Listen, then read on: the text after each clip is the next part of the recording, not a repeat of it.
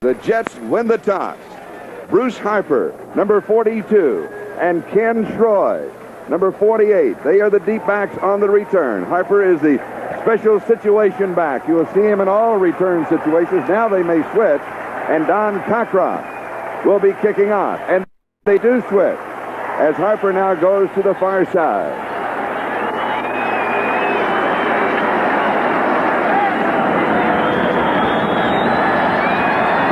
The National Football League season is underway. Harper circles under, takes it at the 14. He's to the 20, the 25, and returns to the 29-yard line.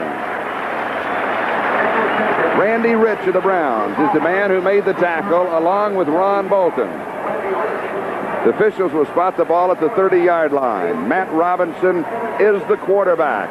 Notice the wrapping on that right hand. That can give him some problems, Lynn. Well, they're going to take an opportunity to see what he does from center, because they do not want to fumble at this stage of the game.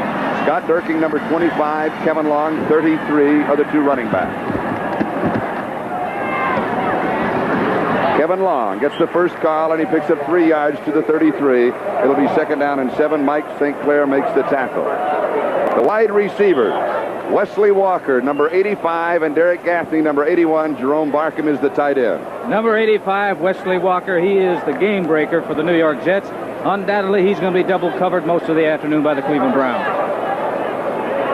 2nd down, 7. Walker wide to the near side. Kevin Long. 38-yard line, 3rd down and 2. Jerry Shirk, Mickey Sims make the tackle. We'd like to welcome those of you across the nation that are now joining us. The Cleveland Browns kicking off to the New York Jets. The Jets have the ball at their own 38-yard line, 3rd down and 2. This has been their opening series. Mickey Schuler comes in, 2 tight ends on the set. Woody Bennett, Clark Gaines, and Kevin Long are in. 3rd down and 2. Clark Gaines in motion. First down, Kevin Long to the 41-yard line. Tom Darden made the tackle. The offensive line for the Jets from left to right is Chris Ward, Randy Rasmussen, Joe Fields, Eric Cunningham, and Marvin Powell. You know, we talk about that offensive line of the New York Jets. Many feel it as good as any offensive line in the National Football League, particularly the 2 offensive tackles, 72 Chris Ward, 79 Marvin Powell. Jets first down, their own 41. Opening drive of the ball game. Bruce Harper, who stayed in, he is brought down at the 45-yard line by Lyle Alzado, and he picks up 4 yards on the play. Number 77, Lyle Alzado. He has a little stunt going on right now. He's taking the inside, and he happens to be guessing right because he's going right in the direction of the ball carrier. And he comes up and makes the tackle along with number 59, Charlie Hall. But he made about 3 yards. 2nd down and 6. Gaffney in motion. First pass is complete to Walker. First down the sidelines, out of bounds. Oliver Davis stops it. Well, there's a man they want to get the football to, number 85, and particularly in the open field with his tremendous speed. They want a defensive back to have to make an open field tackle on him. Quick screen, faking to the back, not much of a fake at all, but getting the ball out quickly to the wide receiver, and there's one-on-one situation out there, and I guarantee you that Oliver Davis, number 21, does not like to come up and make the tackle on 85 Wesley Walker all afternoon. At the Cleveland 47-yard line, first down. 2nd first down in the ball game for the Jets. Jerome Barkham in the slot shows motion. Scott Durkee, the ball carrier. Charlie Hall was there for the defense. Let's look at that Cleveland defense with Mike St. Clair, Mickey Sims, Jerry Shirk, and Lyle Alzado up front. Lyle Alzado, number 77, is the new man in town, and they need his pass rush. But the man that stabilizes that defense, number 72, Jerry Shirk, talked to him before the ball game. He said he's healthy, ready to play. Linebackers, Charlie Hall, Dick Ambrose, Clay Matthews starting on the right side. Walt Michaels, the head coach of the Jets. 2nd down, a little over 4. Durkee. It'll be close to a first down. Mickey Sims makes the tackle. The secondary for Cleveland, Ron Bolton and Oliver Davis on the corners, Clarence Scott and Tom Darden at the safety. They've got a good defensive unit back there, particularly number 27, Tom Darden, who was an all-pro free safety last year. They're down and 1. The ball just outside the Cleveland 37-yard line. So again, Mickey Schuler comes in, 2 tight ends, and Clark Gaines comes in, 3 running backs, Scott Durking, Kevin Long, and Clark Gaines. Gaines on the right wing, 3rd and 1. Durking, it will be close. He is on the skin part of the infield. May have had a little trouble with his footing, and he had a lot of trouble with the Cleveland defense. Yes, sir. And I'll tell you, in a short yardage situation like that, a very key man is the middle linebacker, because the defensive line is bunched up, and they're going to be pitching inside. Number 52, Dick Ambrose, is free, and he has to read that play, and he has to go. He can't be waiting around looking. He's got to create something and try to get in the backfield and get some penetration. He did that time. Whether it was soon enough or not, we'll see right now. First down. That shows you, Charlie, just how quickly that middle linebacker has to react, because Ambrose reacted very quickly on that situation, made a good play, but still wasn't good enough to stop them from making the first down. At the Cleveland 36-yard line, first down. New York Jets have a good drive going here for the first one of the 1979 regular season. They stay now with 2 tight ends. The remaining back is Kevin Long. This is a throwing formation. They give instead to Long. He jumps outside. He's in trouble. Picks up a couple of yards. It'll be 2nd and 8. Lyle Alzado is there. Number 52, Dick Ambrose, on that last play along the line of scrimmage. That middle linebacker has to be quick from side to side, because he has to beat blockers to the ball carrier, and he does a fine job. Number 52, Dick Ambrose. And he made the play, even though he didn't make the tackle. He made that back change directions, enabling the rest of the defensive pursuing team to come up and make the tackle. 2nd down and 8. Now Robinson has thrown only 1 pass. It was complete to Walker. Breaking clean is Kevin Long. He may have the first down. Jerry Shirt finally stops it. I'll tell you what Robinson did very well that time. They came up. They didn't let the Cleveland Browns get set. They went on a quick count, and I think they caught them before they were really set to play defense. Sign of a good quarterback is a quarterback that's going to change his cadence. He'll go on a quick count, he'll go on medium range counts, and then he'll go on long counts, trying to confuse that defense. Make sure that they're the ones that are playing defense and not the offense playing defense. If that makes any sense. Doesn't look like Matt Robinson's having any problems with that bad thumb right now. But he's only thrown 1 time. And you notice that the pass that he threw was a very sure pass. 3rd down and about an inch to go for the first down. 26-yard line. Lynn, do you gamble here? Do you go deep in the end zone, or do you just pick up the first down? I think what they're going to do is go for the first down, because they've had successes on the last 2 occasions. They don't want to bog down now. They figure they can make a couple of inches going straight ahead. Short yardage situation. Durking, Long, and Gaines, 2 tight ends. Kevin Long dives. He is pushed back. Dick Ambrose met him over the top, and Clay Matthews, the right linebacker, was also there. Well, I'll tell you, they talk about middle linebackers, but so far, number 52, Dick Ambrose, is showing me something, because he's been in all these plays, these crucial plays, but unfortunately, number 77 is Lyle Alzado. Lyle says, give me anything that I can get a hold of, whether it's a face mask, the headgear, or anything. Just give me a part of that different colored jersey. And he tried to get the football, too. First down, just outside the 25-yard line of Cleveland. Jets started this drive back on their own 30-yard line. This is the 12th play of the drive. Sweep right side with Bruce Harper. 18-yard line. Alzado coming down the line. Makes the tackle on Bruce Harper. That play didn't look like much, but it picked up about 6 yards. In order to get outside, somebody has to be doing some blocking on that offensive unit. 2nd down and 4. Just outside the 18-yard line. Walker goes wide to the far side. Gaffney is wide to the near side. Running backs are split. Bruce Harper and Kevin Long. Now they close up formation.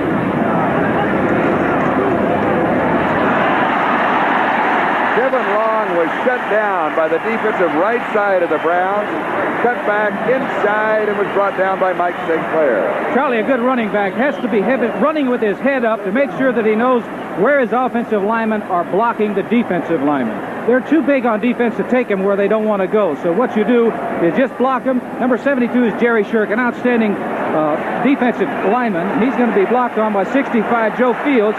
Joe just took him the way that he wanted to go, and the back cut behind him. At the 13-yard line, first down. Durkee.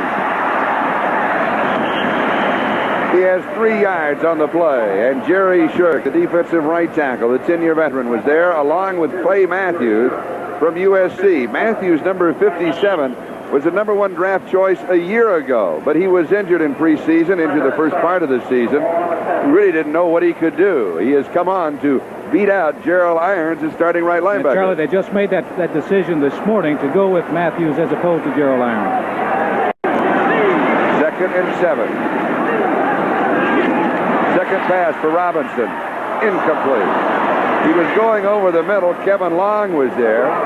Markham was also in the neighborhood, and he may have been just throwing it away. No, he wasn't throwing it away. That ball took off on him. That was like an up-shoot pass, a thing that you don't want down there, because there was a couple of safety men back there in the end zone that almost had a hand on it.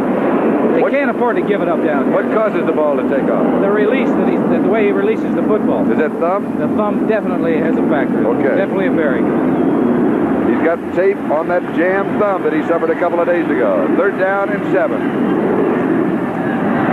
Robinson slips. He'll be sacked. He's dropped back at the 17 of the 18-yard line by Lyle Alzado. Sir, you're talking about the man that they wanted to put pressure on the quarterback. The thing they did not have last year was a good pass rush. The acquisition of number 77, Lyle Alzado, they hoped would solve some of that problem, and it did. Firstly, there was good coverage in the secondary because there wasn't anybody open. Otherwise, Robinson would have released the football. Pat Leahy with a field goal attempt. It will be from 25-yard line, an attempt of 35 yards. Timoresco holding. It is up. It is good. The score, the New York Jets 3, the Cleveland Browns nothing. We'll be back to Shea Stadium with a kickoff in a moment. Action. Pat Leahy with a 35-yard field goal. 16 plays on a drive that covered 53 yards. 7 minutes, 52 seconds. Time consumed. Ricky Feature, number 83. But the key man on the return is number 89, Keith Wright, for the Cleveland Browns. And Pat Leahy will be kicking off from the 35-yard line. 2 yards deep in the end zone, right out to the 10, the 15, 20, breaks it. Excellent return, near the 40-yard line. Keith Wright in his second year from Memphis State. Ken Schroy is the man who made the tackle. Wright drafted in the 5th round a year ago. So now the Browns, for the first time in this season, when it counts, go on offense. With Brian Sipe at quarterback, Greg Pruitt and Mike Pruitt are the 2 running backs. Look for Mike Pruitt today. I think he's going to be a big man in this offensive attack for the Cleveland Browns because the Jets undoubtedly will be keying on 34, Greg Pruitt. Cleveland from their own 40-yard line. Rucker in motion. Second back through with a flag down is Greg Pruitt. Dan Blinka makes the tackle along with Joe Pellegrini, but there was a marker on the play. The opening drive of the Jets, there was not a flag. Penalty against the Browns, it is refused. The receivers for Cleveland, Dave Logan and Reggie Rucker on the outside. Here's the call from the referee, Fred Silva. 3, defense, grabbing the face mask, illegal motion, replay. Okay, we had offsetting penalties. So we'll bring it back to the 40-yard line, and the down will go over. Ozzie Newsome is the tight end, joining Reggie Rucker and Dave Logan as the 3 receivers. Ozzie Newsome, the tight end, number 82, is going to be, he's an outstanding tight end right now. In his second year, they feel he's really going to be super. Dave Logan, Reggie Rucker, they have played very little so far of this preseason because of injuries. Really, this is their first full game. So we start all over with offsetting penalties from the Cleveland 40.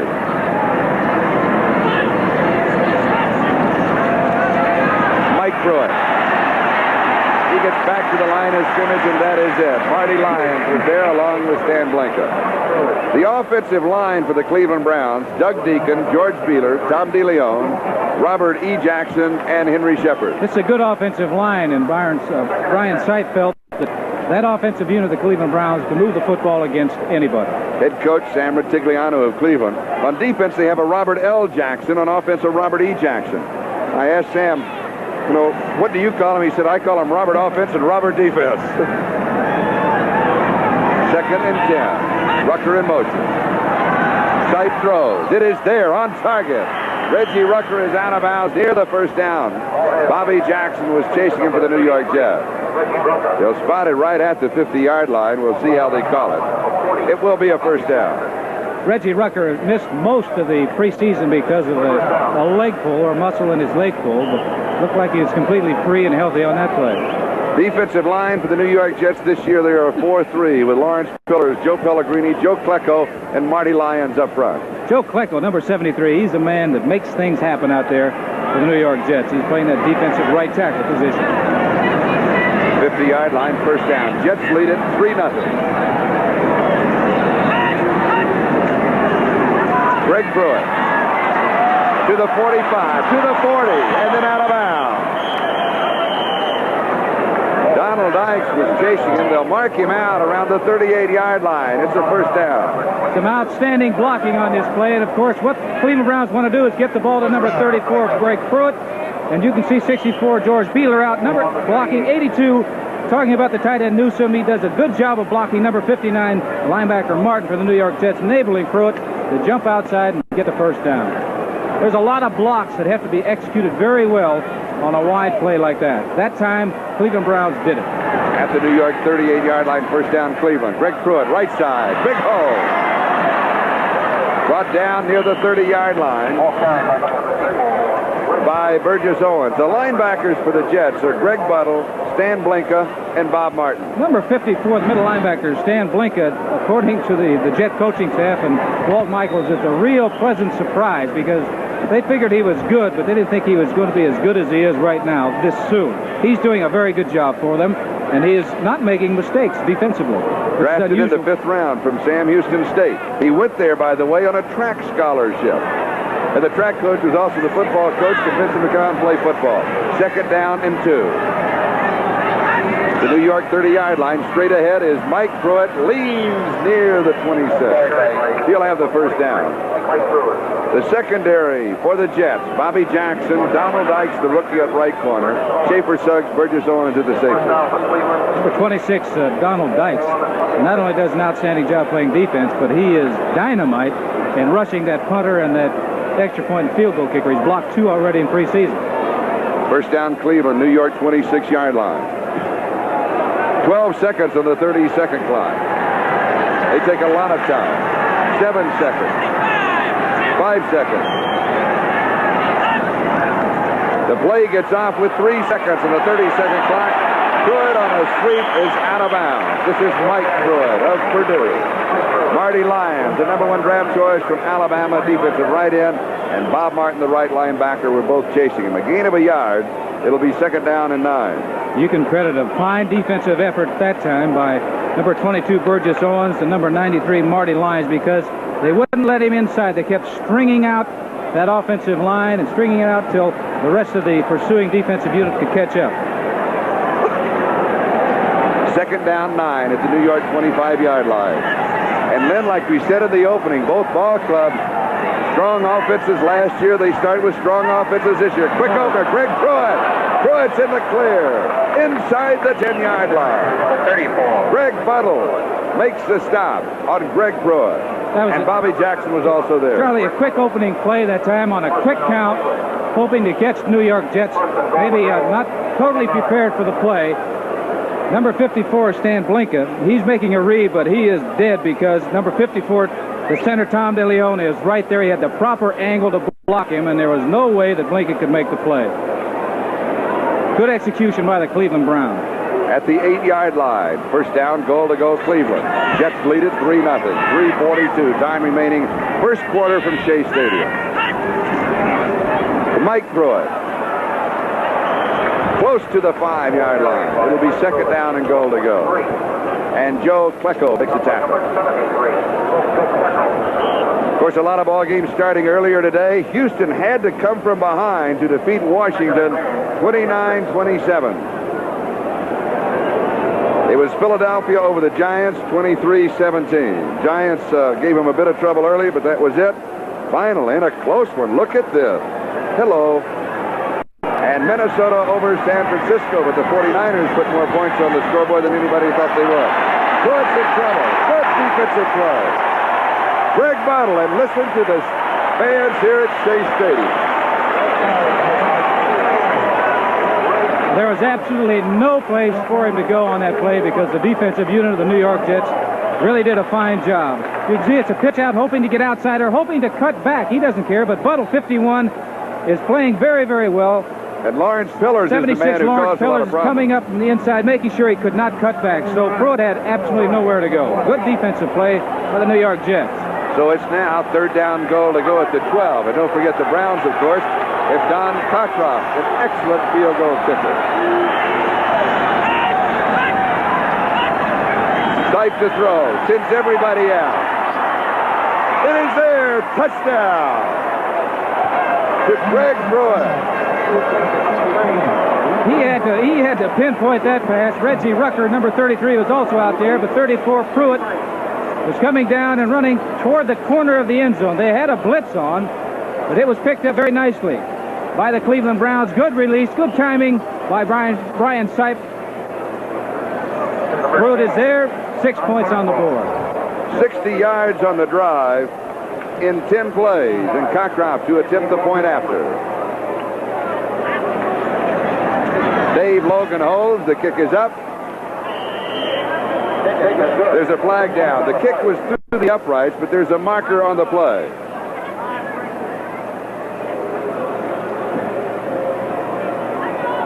Offsides against the Jets.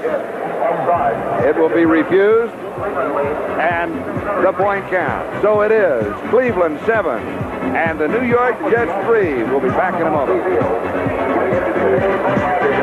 7. So, Lynn, we've got 2 minutes and 10 seconds left in the first quarter. We've had 2 scoring drives, a field goal for the Jets and a touchdown for the Browns. Well, you had mentioned in the pregame show that these were very explosive teams offensively. The big question mark was defense. Now, each team has had possession. Each team has scored. So they are moving the football. The problems right now for the Cleveland Browns and the New York Jets is stopping the opposition. Bruce Harper and Ken Stroy are deep. Cockcroft will be kicking off. Now, the Jets want Bruce Harper on the return. So he and Stroy play a game that keeps changing sides. Good kickoff, taking a yard deep. Harper has it. He's to the 10, 15, 20, out around the 23-yard line on the return. Tripped up by Willis Adams, the #1 draft choice out of Houston. Today's telecast, presented by authority of the National Football League, intended for the private use of our audience. Any rebroadcast or other use of this telecast without the express written consent of the New York Jets and the National Football League is prohibited. So the Jets go to work on their own 23-yard line, first down, and they trail in the ball game 7-3. Scott Durkin and Kevin Long are the 2 running backs. Matt Robinson is the quarterback. Kevin Long, and whistle sound. There may have been a violation of the 30-second clock, a delay of game. That will be it. Either that or illegal procedure. They're going to get him for illegal procedure. It'll be a 5-yard penalty. That'll be a movement of any interior offensive lineman from tackle to tackle once he goes to 3 or 4 point stance. He cannot make a move. Here's the call. Ball start on 72. Chris Ward, if you could read lips. Because we didn't pick up his microphone. And Fred, you may have forgotten to turn it on. Okay, bring it back to the 18-yard line, and it'll be first down 15.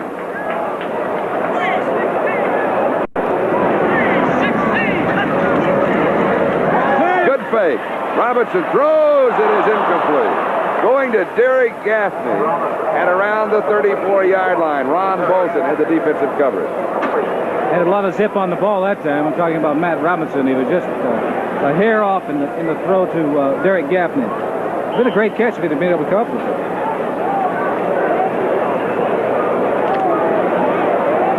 In the fourth quarter, Dallas leading St. Louis 19-14. Well, St. Louis has come back a couple of times in that ball game. Jim Hart has thrown 2 touchdown passes with Dallas leading. Bruce Harper and Clark Gaines are the 2 running backs. It's 2nd and 15, passing down. Barkham in motion. Draw. Harper for the first down. Oliver Davis finally stopped him at the 36-yard line. Well, I'll tell you, speed got him some extra yards on that one. Linebacker 52, Ambrose, is coming. And watch this move on Clarence Scott, 22. He was going one way, but just couldn't make the adjustment coming back to make the tackle on number 42, Bruce Harper, coming up with a big first down. First down and 10, a gain of 18 out to the 36-yard line. Now Turkey and Long are the 2 running backs. The Jets will alternate 4 men in the backfield. Robinson to throw. And he is sacked for the 2nd time. Alzado with his 2nd sack of the ball game. The thing about Alzado, number 77 of the Cleveland Browns, is he is a man that's going to be coming after you every play. A lot of fine defensive players will ease up every once in a while. Not that man. He's not going to ease up, and he should not be in good shape right now. No, I was going to ask. It is warm. The humidity is 77 degrees. Now, will that get to Lyle Alzado? It should, because he hadn't been in training camp that long. He's only been in training camp for about a week. 2nd and 17.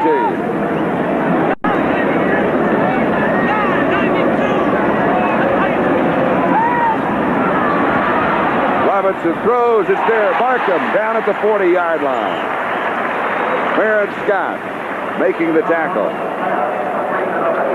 So it will be 3rd down in the neighborhood of 6 yards to go for the first down. A pickup of 11 on the play. Number 83, Jerome Barkham, is a key man in the passing attack because, here's one reason, he's an outstanding receiver. Secondly, when you have a guy like Wesley Walker, number 85, defensively you must double cover him. That means that a man like Jerome Barkham is going to get single coverage. 13 seconds remaining in the first quarter. 4 out of the pattern. Deep and long and incomplete. Barkham, the intended receiver, a flag goes down. Yeah. Barkham never saw the ball. They will call offensive pass interference, I believe. And it was. The one official didn't see it, but it was definitely that. But it was a good play by number 83. Yes, it was. Because don't give the ball to the opposition. He'd take the penalty, come on back, at least give us another shot at it. That will be the call. He was hanging this ball up in the air. It wasn't. It was a terrible pass. Well, I was trying to be kind. But right there, as you can see, Jerome Barkham is saying, I can't get it. I don't know where it is. You look like you're going to catch it, Clarence. Clarence Scott, 22, so I'm going to interfere. Offensive pass interference, it is refused, so it is 4th down. And Chuck Ramsey is in to kick. He does not use a kicking shoe this year. And Keith Wright is dropping back. And Ramsey's punch vastly improved in preseason when he went back to his college style of not using a shoe, and he sails a beauty. Oh, into the end zone. Now that kick was some 70 yards in the air. And time runs out into the first quarter. The score, Cleveland 7, the Jets 7. We'll be right back after these messages from your local station. Wednesday, Real People exposes a never... Because the Browns passed him up. They had a chance to draft him before the Jets took him, and he says he wants to prove that the Browns made a mistake. Cleveland from the 20-yard line. Mike Fluid carries, and he picks up 3 to the 23. What happened in that situation, Cleveland had an opportunity to pick him. They wanted instead Willis Adams. They made a switch with a draft choice with the San Diego Chargers so that the Chargers could pick up the tight end, which the Browns did not need because of Ozzie Newsome. So then they went for the wide receiver, and there was a little speculation about Lyons. Lyons said that one of the coaches of the Cleveland Browns informed him that he was going to be the first one selected by them if they had the chance. This goes to prove you can't believe everything you hear. That's right. 2nd and 7. Side. Good protection. Throws on target. Great throw. Slip 1, 2. Drop. 25-yard line. A lot of excitement, just a couple of yards. It'll be 3rd down and 5. Stan Blinka finally got it. So Brian Sipe is now 3 for 3. And it makes pretty good sense to go to that man, number 34, Greg Pruitt, because he was hemmed in, but he escaped a couple of guys before they finally came and made the tackle. But the Jets know this: when he has the football, you got to get some gang tackling over, get some people over there, because you don't want one-on-one on Pruitt. Walt Michaels claims it's the number that he wears, because that's Walt Michaels' old number when he played. Passes. Intercepted. Burgess Owens has it. Pruitt slipped. Owens came right over the top with the interception. Big break for the New York Jets. Well, you talk about, look what I found. Burgess Owens is an outstanding safety man for the New York Jets, but Pruitt slipped on that play, and I think probably why he did is because, Charlie, you know, it rained earlier in the day, and that part of the field was not covered by the tarp, so it could be a little slick out there on the grass. Taking a look, and you can see that he's coming. You can see that Pruitt, 34, fell down. 22, Burgess Owens coming up with a big interception. Great field position for the Jets. To the 12-yard line, Kevin Long inside the 5. Clarence Scott makes the tackle. Officials will spot it right at the 5-yard line. I tell you, Kevin Long, when they're saying Bertigliano, he's not too happy about that last play, but that's just one of the things that happened. The man slipped.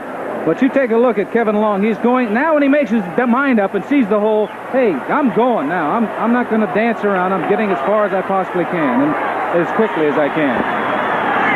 2nd and 3 at the 5-yard line. Scott Durkee. They'll mark it down inside the 1. Yeah, but that could be enough for a first down. They could have first and goal now. About a half a yard away. First down goal to go. 25, Scott Kirking. Breaking inside, a good block by number 68, Eric Cunningham, a rookie, making the start here this afternoon. So Scott Durkee coming up with a big play. They got to figure they've got at least 4 shots to get in now.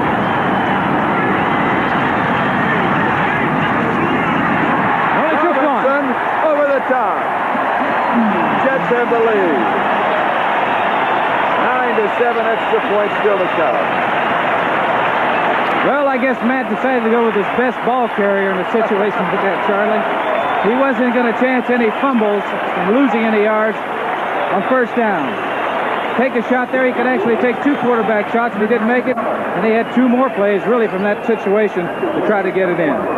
Because you got to figure you got 4 downs. You're inside the 2-yard line. You got 4 downs to make a touchdown. Tim Moresco to hold. Pat Leahy with the extra point attempt. Flags are down. It is blocked. Alzado is hurt. He is still down. And there were 2 markers on the play. Cleveland was offside, so they will kick over. He might have knocked the wind out of him, Charlie. You're supposed to block it with your hands, not your stomach. Right through the middle. That's the spot that a kicker doesn't want to see. Oh, yes. In the breadbasket.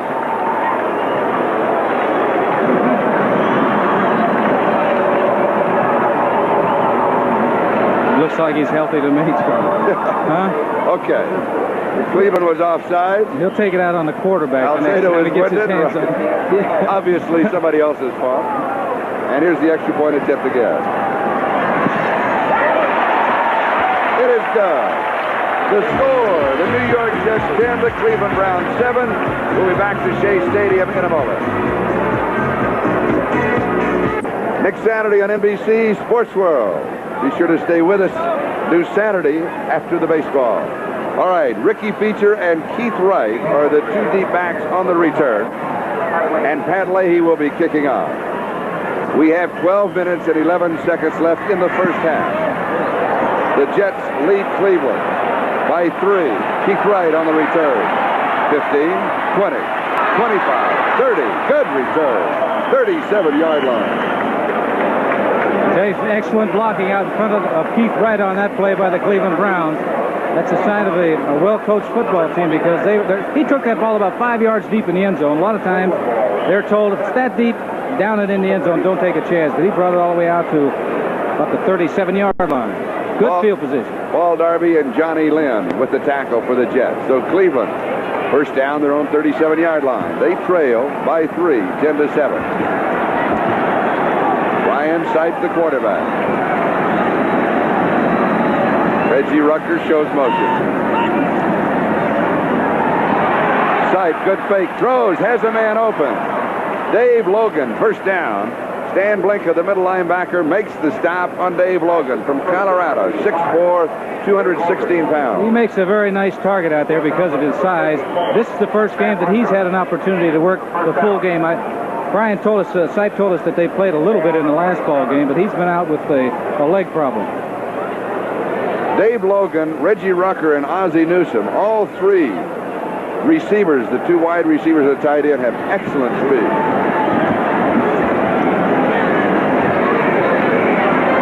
At the New York 47-yard line, Mike Pruitt. And Stan Blinka makes the tackle, the middle linebacker for the New York Jets. This man is improved greatly over the last couple of years. Mike Pruitt, the #1 draft choice out of Purdue University, is coming along slowly, but now he's becoming more and more of an integral part of this Cleveland Brown offensive unit. He's got to block. He's got to be able to block, because when you have Greg Pruitt in the backfield, this man, Sam Bertigliano, wants to get the football to him, and wisely so. 2nd and 3.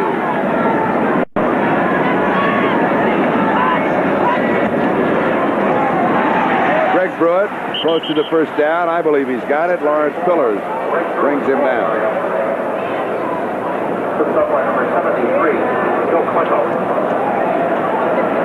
First down. 37-yard line, first down. Here is a note for the viewers in Cleveland. There has been a change on the times of 2 of the Cleveland games. Cleveland at Houston on September the 30th. This is for a television time. Will be a 1 o'clock start. At Pittsburgh at Cleveland on October the 7th is now a 4 o'clock game. So if you'll file those 2 notes away. Sipe throws, has a man, and it is complete. Reggie Rucker. Oh, that was a fine catch by number 33, Reggie Rucker.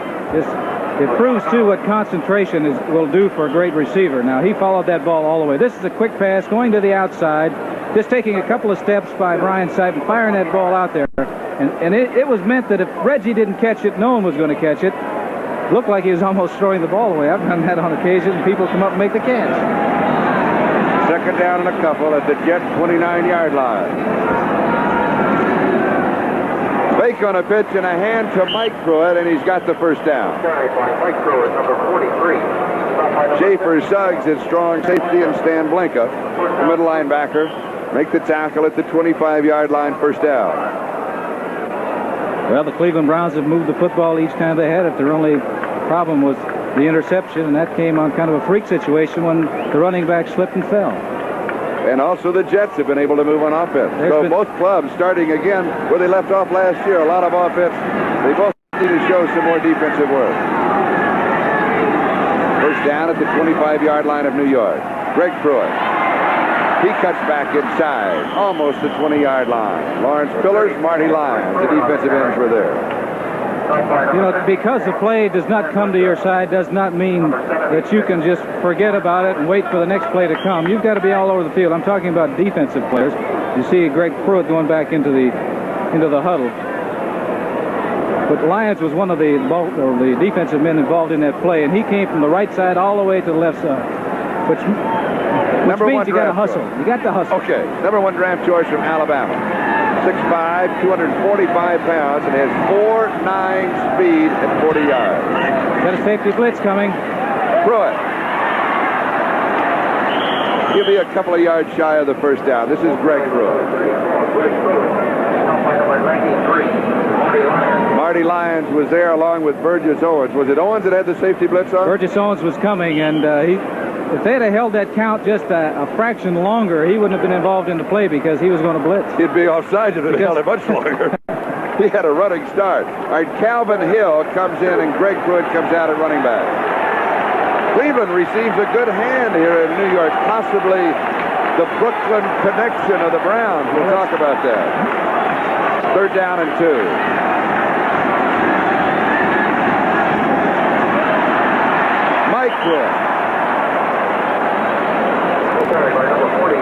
It is a 1st down. The head coach, Sam Rutigliano, is from Brooklyn. The defensive end, Lyle Alzado, is from Brooklyn. Peter Hadhazy in the front office is from Brooklyn. But probably most important of all, Art Votel, the owner, is from Brooklyn. That may be the reason a lot of those other folks are there in Cleveland. There's Sam Rutigliano. I know this about Art Modell. He's a Clevelandite. He is now, for sure. At the 14-yard line, Sipe goes into the end zone. It is knocked away. Good defensive play by the rookie, Donald Dice, the number 3 draft choice from Southeast Louisiana. Keith Wright, the intended receiver. Good defensive play. Ryan Sipe was going to the flag of the end zone or a corner pattern. He did not throw. You can see the ball wobbling there. The man had the defensive man beat for a step. The ball had been there a little quicker, it might have been a touchdown. But it was a good defensive play by Donald Dice, number 26 of the Jets. 2nd and 10 at the New York 14-yard line. Just over 7 minutes, time remaining in the 1st half. Sipe throws in the corner and he overthrows Dave Logan. And Logan had a step on his man, Donald Dice. So they're picking on the rookie at the corner. Well, they're testing him. They had a safety blitz on this time. He got rid of the ball. He had to because Joe Klecko, 73, is giving him a little greeting right there. But as you can see, Logan had a step on number 26, Donald Dykes. Had the ball been on the money, it would have been 6. Greg Pruitt comes back in, and Mike Pruitt comes out. Charlie, that shows what a pass rush will do because he had to throw that ball before he was really set and wanted to throw it. Greg Pruitt and Calvin Hill are the 2 running backs. Logan is wide to the far side. Rucker wide to the near side. Ozzie Newsome, the tight end. Into the corner one more time. It is incomplete. Exactly the same play. Well, going to Logan, trying to just loft it in the corner over the defender. I know the people from Cleveland realize that Dave Logan was an outstanding athlete at Colorado. One of the sports he played was basketball. So Brian probably figured that here's a man that has 4 or 5 inch advantage over the defensive man. Get it up in the air. His man, number 85, Logan, has just as good a chance of getting it as a defensive man, or a better chance of getting it. Was there a flag down yet? Holding is refused. So now the field goal team will come in. It'll be 4th and 10. At the 14-yard line, the kick will come from around the 21. Don Cockcroft, the National Football League's all-time most accurate field goal kicker. His average is 67%. Dave Logan holding at the 21. A kick of 31 yards to tie it up. It is good from 31 yards. And the score is now tied. Cleveland 10, the Jets 10, 6:57 left in the 1st half. 49 yards, 11 plays to the field goal to tie it up at 10-10. With 6:57 left to go in the 2nd quarter. Bruce Harper and Ken Stroy are deep. Now, at this moment, Harper's on the left side of the screen, but when Cockcroft kicks off, he could well be on the right side. But they play a little game because they want Harper to get the football. Well, unless it's completely away from him, he's going to go get it. Stroy, number 48, has sure hands back there, but he's back there for another reason. He's back there to block. Cockcroft is now set.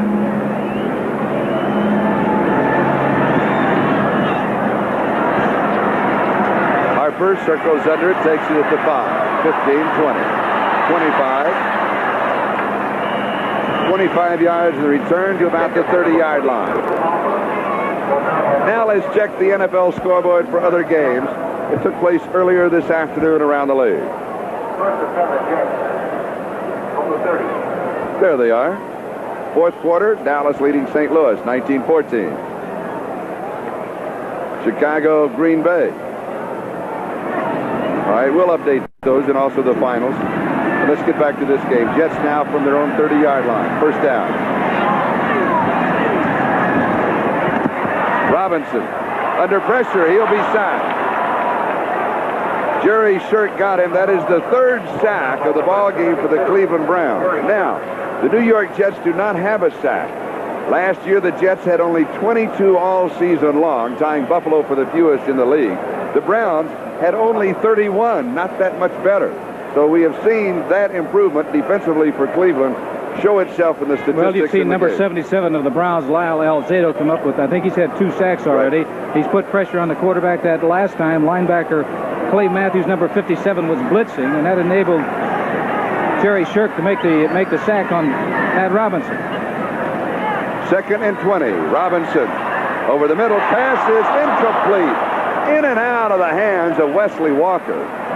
Oliver Davis was following him, and Oliver Davis may have been shaken up a bit on the play.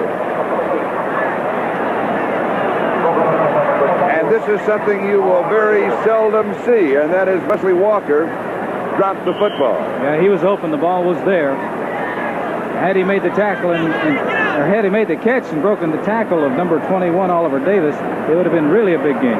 Oliver Davis, as I mentioned, shaken up on the play. He's now coming out. Lawrence Johnson taken in the 2nd round of the draft, replacing him. 3rd down 20 at the 20-yard line. Robinson holds both backs in the block, and he will be dropped at the 16-yard line.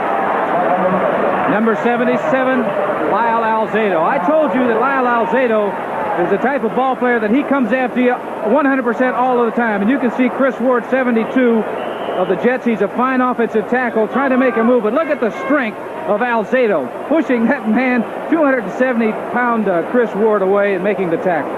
That is Alzado's 3rd sack of the ball game. And Chuck Ramsey will be kicking. The wind swirls at Shea Stadium. You really can't get a good read on it. Oh, they rush! Oh. Flag will go down. It will be a penalty against Cleveland. Contact was made on the kicker. Darrell Lyons, number 86, went after the block. Did not get to the football, but he got all of Chuck Ramsey. And you have to touch the football. Then you can go in. I don't know how he missed it. You can see number 86, Darrell Irons, coming in. He was right in a great position, right in front of the kicker. I don't know how he missed the ball, but he did not miss Ramsey, the kicker. It's a good break for the Jets and a very tough break for the Cleveland Browns because they had the pressure on. They had it coming. That was designed like it's designed on the blackboard to go in and block a kick because you're coming the right place, right up the middle. The officials spot the ball at the 21-yard line. It is running into the kicker, not roughing, running into the kicker. That is 5 yards, but an automatic first down. So at the 21-yard line, it is 1st and 10. Bruce Harper and Clark Gage are the running back. Harper goes inside. 4th quarter, Chicago leading Green Bay, 6-3. Like a baseball score. Not this one. 4th quarter, Atlanta, New Orleans, they're tied 34-34. Rams over Oakland in the 2nd quarter, 14-0. Oh, San Diego has had a lot of injury problems. No score between Cincinnati and Denver. Kansas City leading Baltimore in the 2nd quarter. Harper.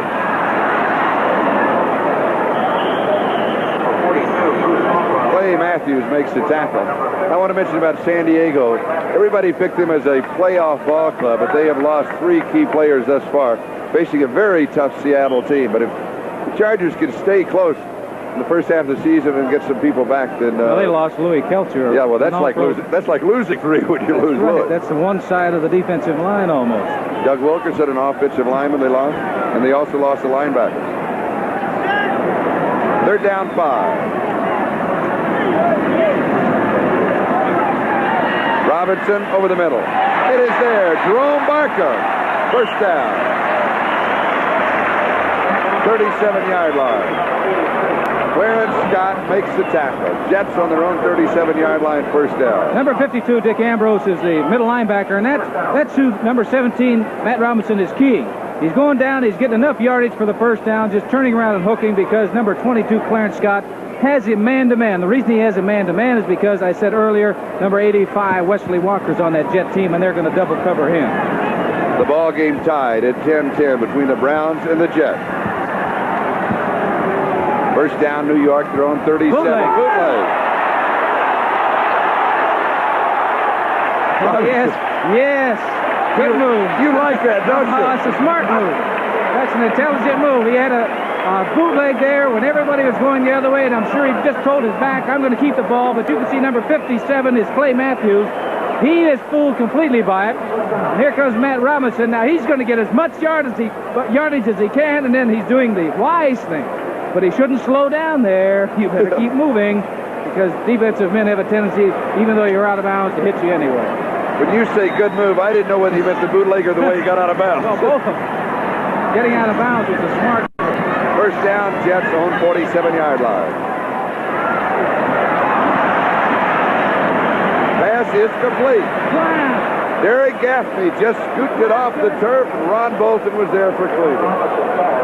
This is a quick pass by number 17, Matt Robinson, getting it out there. He's winding up the ball, and look, his thumb has to be bothering. Look at that ball, how it's wobbling out there. I'm not sure if he didn't short hop that ball. If Kenny Fouts, our director, can just back that up, maybe we can see. Thank you, Kenny. Right there. Now let's see. Well, he did get his hands on her. Good call by the official. Cleveland, 49-yard line. Second down, about 6, and Gaines will be wrapped up at the line of scrimmage. Jerry Shirk just jumped on his shoulder. May get a yard at the 48. I had mentioned number 72 of the Cleveland Browns, Jerry Shirk, is really important because he solidifies. Now look at Randy Rasmussen was taking an angle on him. Shirk just zipped past him into the backfield, got penetration, and made the tackle. That time, number 72, Shirk gets right, Randy gets wrong. Mark it at the 48-yard line of Cleveland. Third down, 5. 2:26 time remaining first half. Ball game tied at 10-10.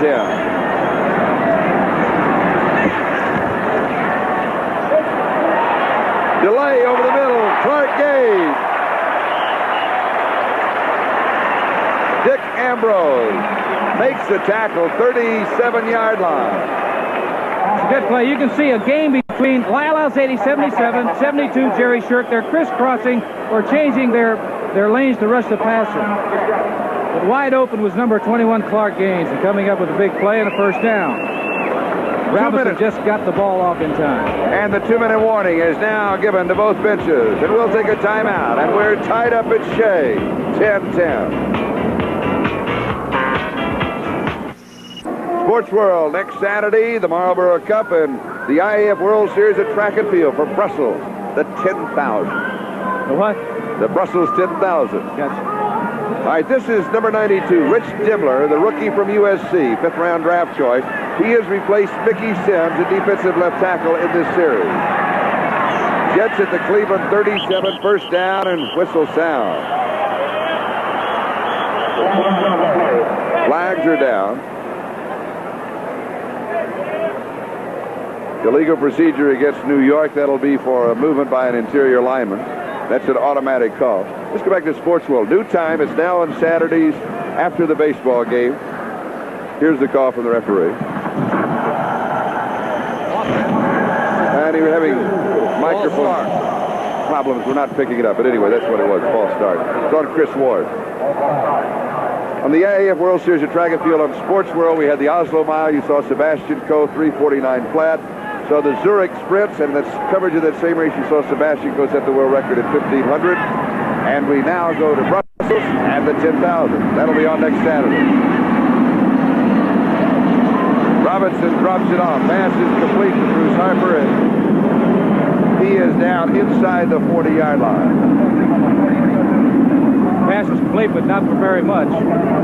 Generally, the running backs, the responsibility of covering the running back is a linebacker, and the linebackers were out on him that time. Clay Matthews is the man who got him. It'll be second down 12. 39-yard line of Cleveland.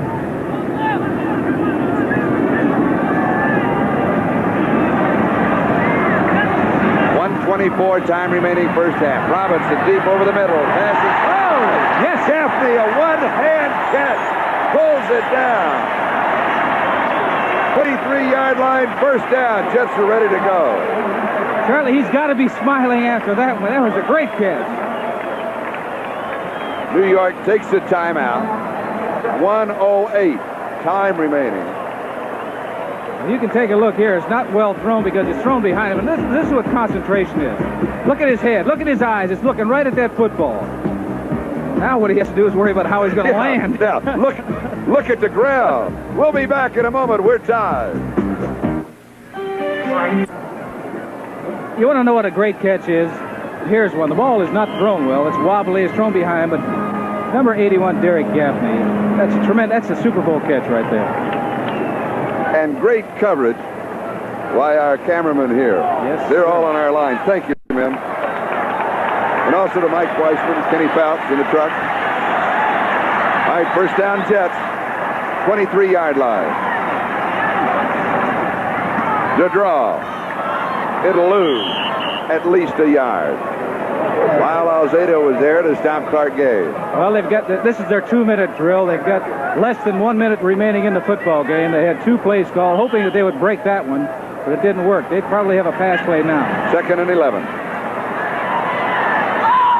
Into coverage, tipped away, no He good. is not throwing that ball well. That ball is floating. He's not getting a good rotation on the football, and I'm sure that Walt Michaels is taking a very close look at Matt Robinson. You're seeing Scott Durking right there, but Durking's the intended receiver, and Matthews broke it up. And watch the pass. he's bringing that ball way down around his hip and throwing it. And look at how it's wobbling down there, and it isn't getting to the receiver with any velocity on it. And I've seen him throw before. We saw him throw a couple of weeks ago, and that's not the same Matt Robinson. Actually, Durking is the one that knocked the ball away. It would have been intercepted. That's a good play by Scott Durkin. 3rd down and 11. Jets have thrown 24. 44 seconds left to go, first half. Robinson drops it off right flat. Good fake. Clark Gage. He will come up shy of the first down. He shouldn't call timeout now. It's 4th down. They got to go for the field goal. It'll be 4th down and a couple. Jets have the timeout. 31 seconds left. We'll be back to Shea Stadium in a moment. We're tied at 10-10.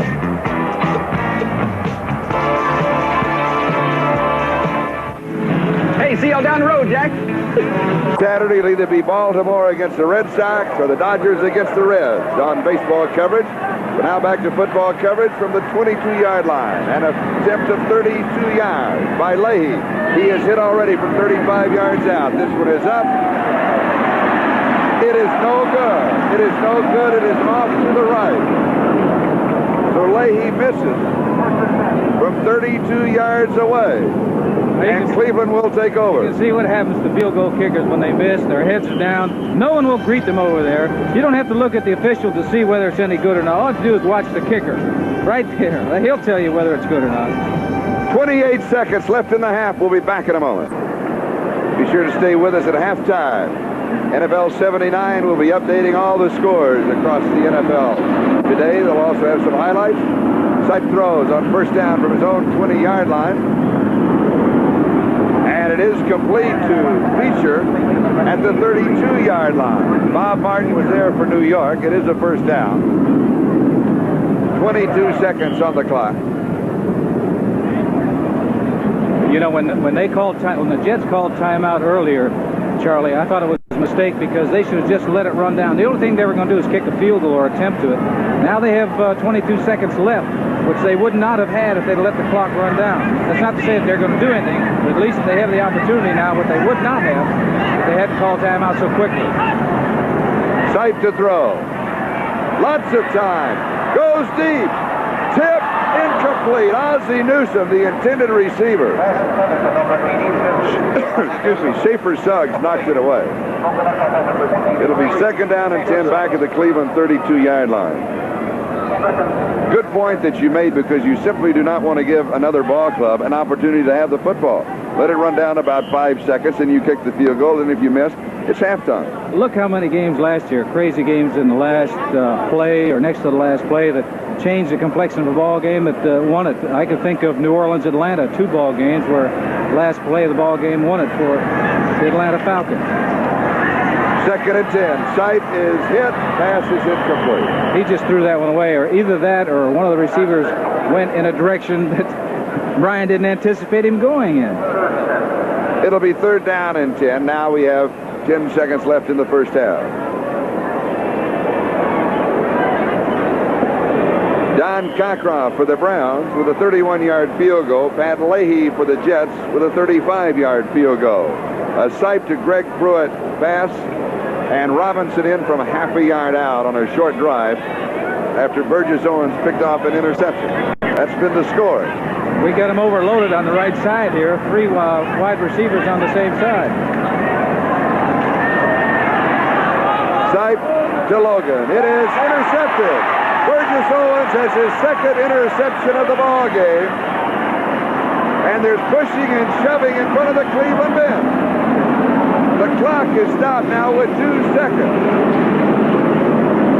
Jerry Shirt was in there, along with Doug Deacon, Greg Buttle for the New York Jets. But after they sort them all out, the Jets will have the football. Well, that all he was trying to do there, I'm talking about Ryan Sipe, was put that ball up in the air, and he had number 85, Dave Logan, out there hoping that he would come up with it. And Burgess Owens, his 2nd interception of the ball game. The Jets now at the Cleveland 49-yard line. 2 seconds left in the first half. I'm sure what he ought to do is go back. Number 85 is Wesley Walker. Look at the defensive men. They're 30 yards deep because he should just put the ball up in the air and hope.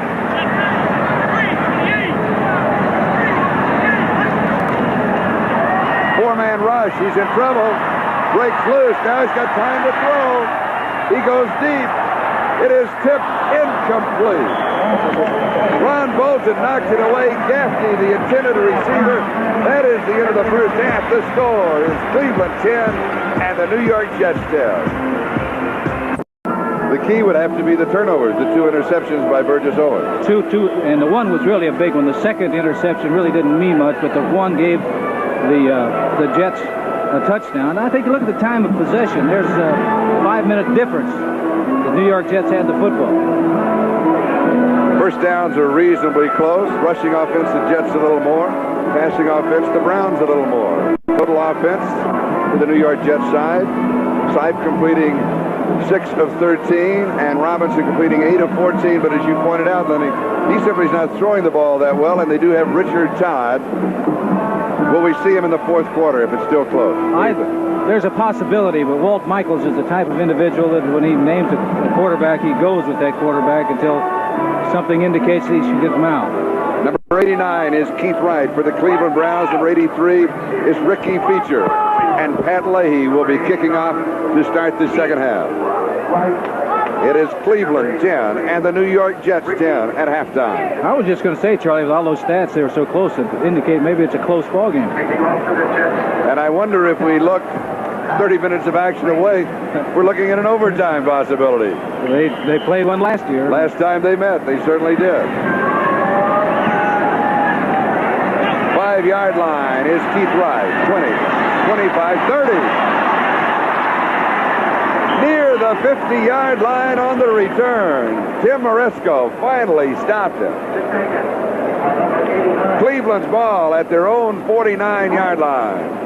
I tell you, I'm really impressed with Keith Wright, number 89 of the Browns, and number 42, Bruce Harper of the Jets. When they get that football, they are headed toward the goal line in the opposite direction. They turn on the afterburners, and they've come up with, I'm talking about both sides, they come up with great field position for the offensive units. Here's near the 50-yard line. Ryan Sipe, the quarterback, Greg Pruitt and Mike Pruitt, the running back. Reggie Rucker, Dave Logan, Ozzie Newsome, the receiver.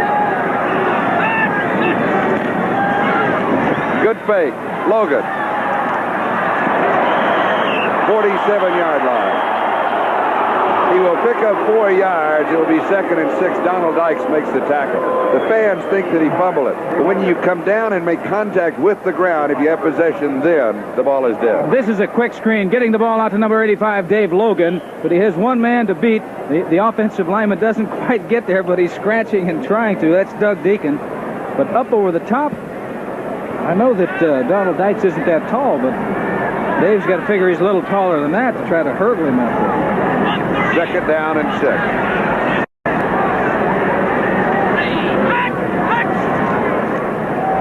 Pruitt, sweep right side. No gain. He's stacked up. Greg Buttle was there, and Schaefer Suggs moved up from the secondary. No, they'll mark it for it. No, it is no gain, the 47-yard line. Third down and 6. At offensive line, Doug Deacon, George Beeler, Tom DeLeon, Robert E. Jackson, and Henry Shepard for the Browns. Defensively, for the Jets, Lawrence Pillars, Joe Pellegrini, Joe Klecko, and Marty Lyons. Up front, Greg Buttle, Stan Blinka, and Bob Martin, the linebackers. Bobby Jackson, Donald Dykes, Schaefer Suggs, and Burgess Owens in the secondary. Third and 6. Flags down. 5 on the pattern. Logan incomplete. You mentioned it's a free play. A free play. Ryan Sipe knew that the defensive line jumped off sides. He knew that they were going to get a 5-yard penalty regardless of what happened. He threw into a crowd there. Ordinarily, you wouldn't throw into a crowd like he did when 3 defensive men were around the receiver. But he knew that no matter what happened, he was going to come back and pick up 5 yards.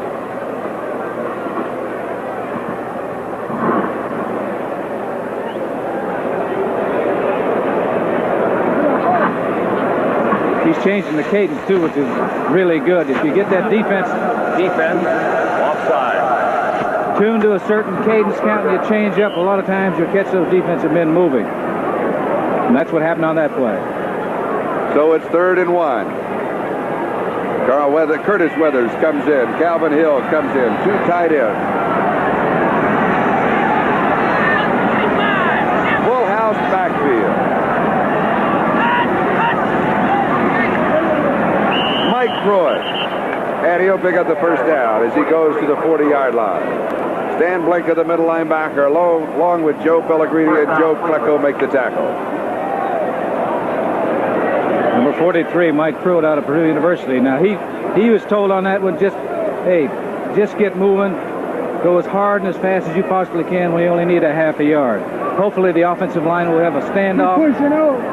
And that back will surge forward for at least a yard for the first down. That's what happened that time. At the Jets 40-yard line, first down. 5 out of the pattern. To Logan, all alone, has it. Good move. Gets an extra 6 or 7 yards. Dave Logan in his 4th year from Colorado. Well, I'll tell you, Ryan Sipe did an excellent job of getting this ball off because Joe Klecko was coming, but it was a good throw right on the numbers. Brother, that's where you want the football. And now coming up with a good move, picking up a couple of extra yards. But I said number 73 is Joe Klecko. Now, he's much like Alzado. He's coming all the time. And Sipe, this is what I get for my efforts, eh? At the New York 17-yard line, first down, Cleveland. Sipe to throw again. He's got him. He's got him.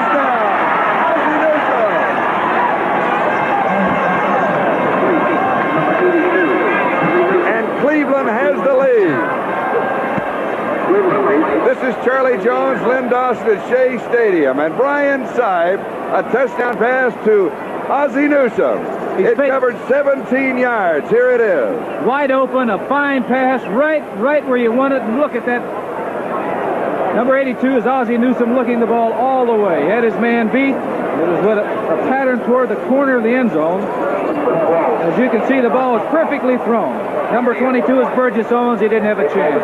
That is Newsome's first catch of the ball game. 51 yards of the drive in 5 plays. Extra point is no good, but there is a flag. So we'll have a look at the penalty here.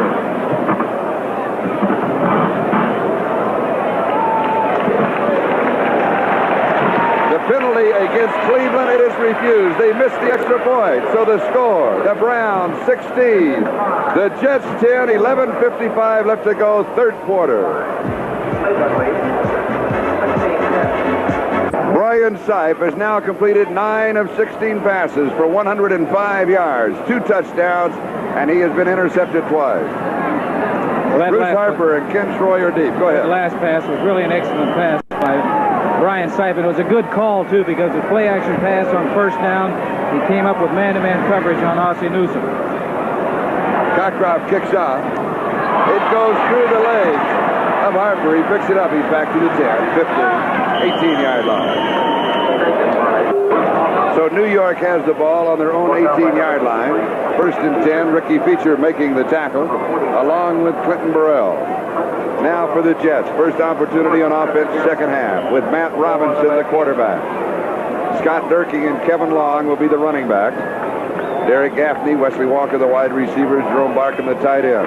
Offensive line, Chris Ward, Randy Rasmussen, Joe Fields, Eric Cunningham, and Marvin Powell.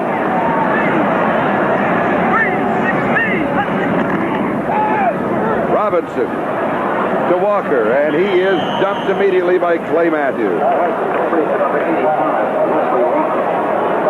They started out the second half just like the Cleveland Browns did, with a quick screen out to the sidelines to a wide receiver, but that time two players defensively, 21 Oliver Davis, the cornerback, and number 57 Clay Matthews, the linebacker for the Cleveland Browns. They were going to have none of that. They played it very, very well. Loss of a yard, second and 11. Mickey Sims is back in at left tackle. So it's Mike St. Clair, Mickey Sims, Jerry Shirt, and Lyle Alzado, that front four for Cleveland. Pass is high, pulled down by Gaffney. Picks up the first down. Gaffney with his second outstanding reception. The first one in the first half was great. This was outstanding. Well, I'll tell you, Matt Robinson is not putting the ball where he wants to, and I believe that the thumb is bothering him. The ball takes off, it's high, it's a fine catch by number 81, Derek Gaffney. Really, it's good coverage by the defensive back of the Cleveland Browns. That's the second, I think the third really good catch anyway. He scooped one off the ground once, too. You're right. Kevin Long jumps to the outside, cannot get around as the free safety Tom Dart moved up to bring it. Well, that was a fine play by number 27, Tom Darden, coming up with that tackle, because had Kevin Long been able to get outside of him, he probably would have picked up a first down. All right, let me set the rest of the Browns defense. Charlie Hall, Dick Ambrose, and Clay Matthews are the linebackers.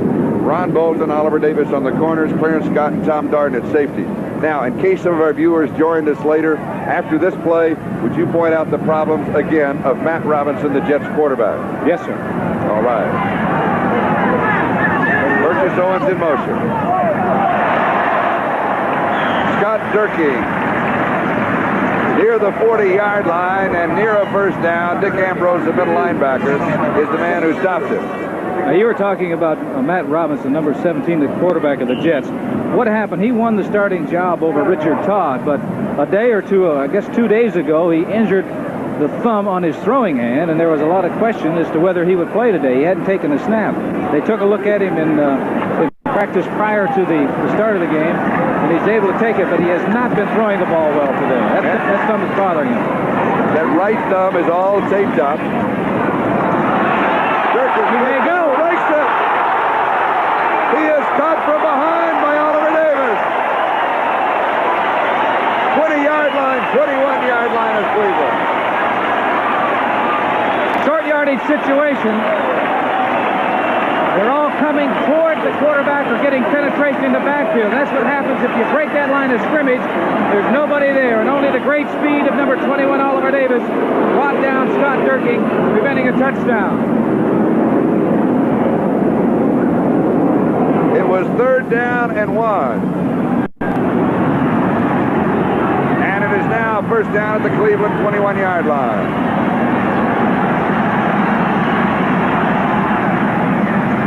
Play action. Pass complete over the middle to Jerome Barkham. Trying to get that middle linebacker, Charlie. Trying to fake, hold that middle linebacker, come up and hit that tight end quickly.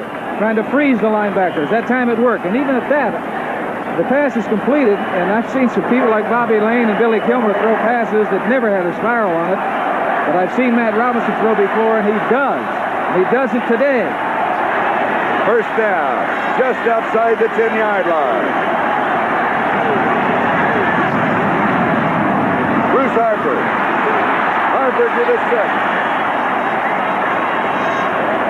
Played Matthews with the tackle. Well, I'll tell you, number 42, Bruce Harper, is not a real large man, 5'8", 177 pounds. But I think when he took off and made his cut on that run, he thought he was 230 because he was lowering his head and his shoulder going straight ahead. Now the ball at the 6-yard line. It is conceivable the Jets, if in the next 3 plays do not score, could still pick up a first down about a half a yard away from the goal line. Kevin Long is the remaining back. And Long carries. Harper with a block, and he is overwhelmed on the left side, as is Kevin Long. Bruce Harper on the left side was trying to put up a block. It was a valiant effort, but he was just pushed aside, and Tom Darden, Oliver Davis came up to stop the play. Now Clark Gage will come in. Kevin Long comes out. The line of scrimmage is now the 9-yard line, and it's third down. Third down and 8.5 to go for a first down. And of course, third down and 9, plus a few inches for a score.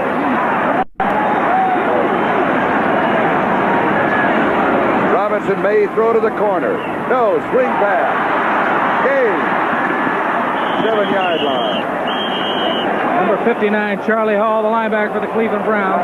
Give him a lot of credit because he was not going to let Gaines, number 21, Clark Gaines, get outside on him. He prevented him from getting downfield. Field goal team is in. Jim Maresco to hold, Pat Leahy to kick. From the 14-yard line, an attempt of 24 yards.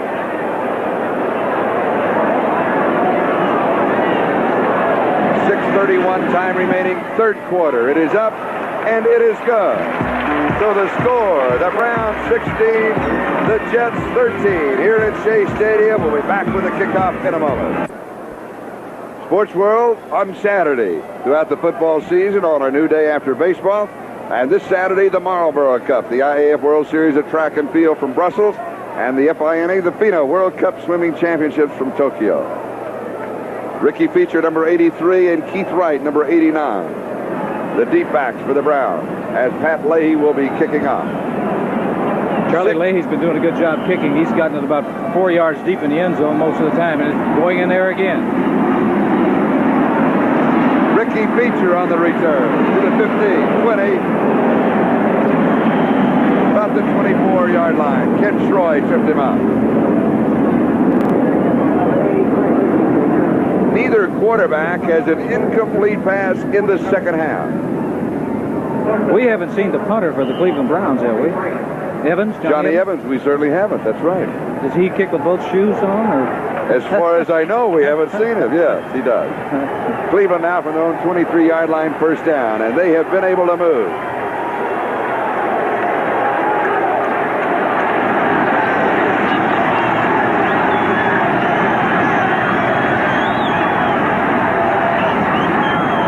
Mike Pruitt. About the 29-yard line. Greg Buttle and Stan Blank are the two linebackers stopping. Second down and 4. Cleveland Browns, they get that running attack going. Not only are they moving the ball and scoring points, but they're taking up a lot of time on that clock. It isn't a big factor right now with less than 6 minutes remaining, but the next quarter it's going to be.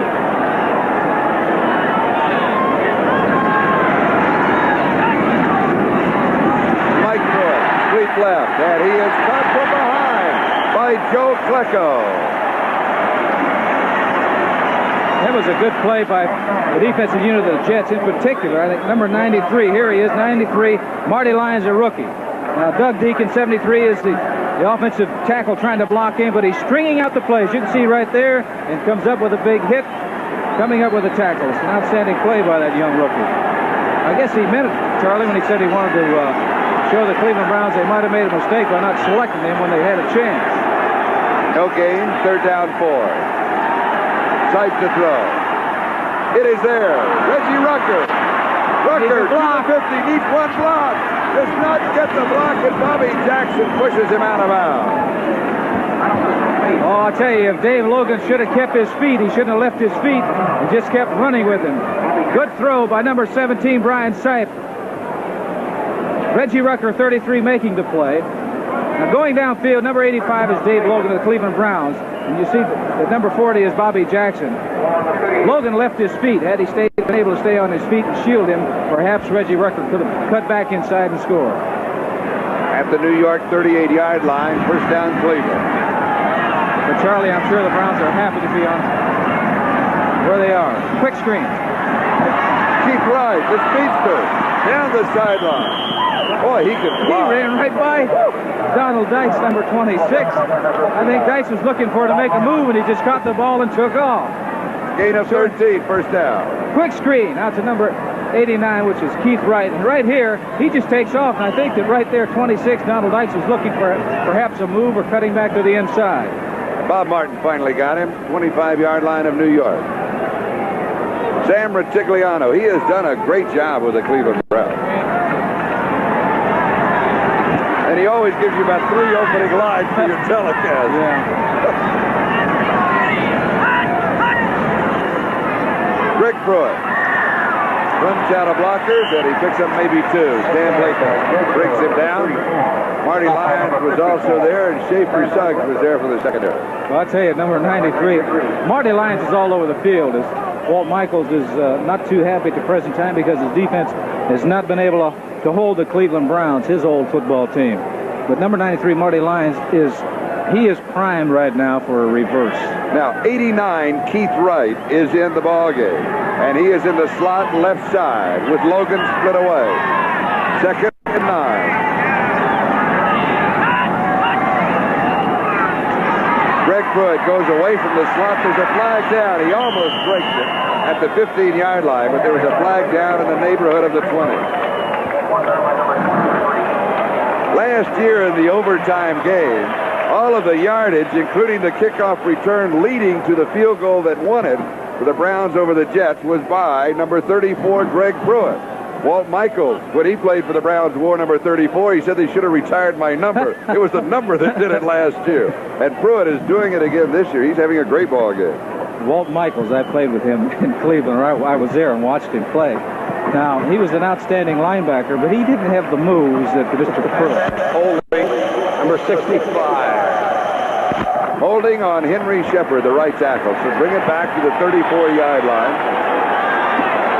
It'll be 2nd down 19. And Mark Gastineau comes in at defensive left end. 2nd-round draft choice from East Central Oklahoma. That's in Ada, Oklahoma. And he is a designated rusher. They also brought in number 38, Ed Taylor, an additional defensive back. They're in their nickel defense or prevent defense. 2nd and 19. 4 on the pattern. Deep over the middle to Rucker. He holds on for it. Rucker. A fantastic catch. I thought Derek Gaffney came up with a great catch, and he did. But Reggie Rucker just came up with a superb catch on that last play. Number 17, Brian Sipe going back. He's got plenty of time to throw. He's looking over the field. Fires the ball. Jackson, well good covered. coverage. Well covered. He hangs onto the ball while falling down. Great catch. You talked about head and eyes of Gaffney. You watch the same thing with Rucker. Concentration all the way. 12-yard line, first down.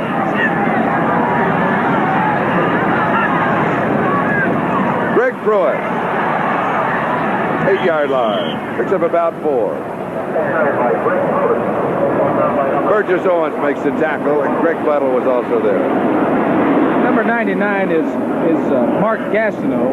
He's a young rookie. He's a very aggressive individual. Now, there are certain things you don't do or you shouldn't do. And one of them is this. Now, that's a quarterback talking, right? Well, not only that, but the ball is gone. He could have had a flag thrown and been an additional 15 yards. Once the man doesn't have the ball, particularly the quarterback, you're not supposed to pound up and beat up on him. At the 9-yard line. 2nd and 7. 4-man on the pattern. Gastineau almost got sight, set him up, and Klecko did. Bob Martin was also there, but it was Gastineau that really set it up. And that will be the first sack for the New York Jets. Well, I'll tell you, Gastineau is an enthusiastic individual out there.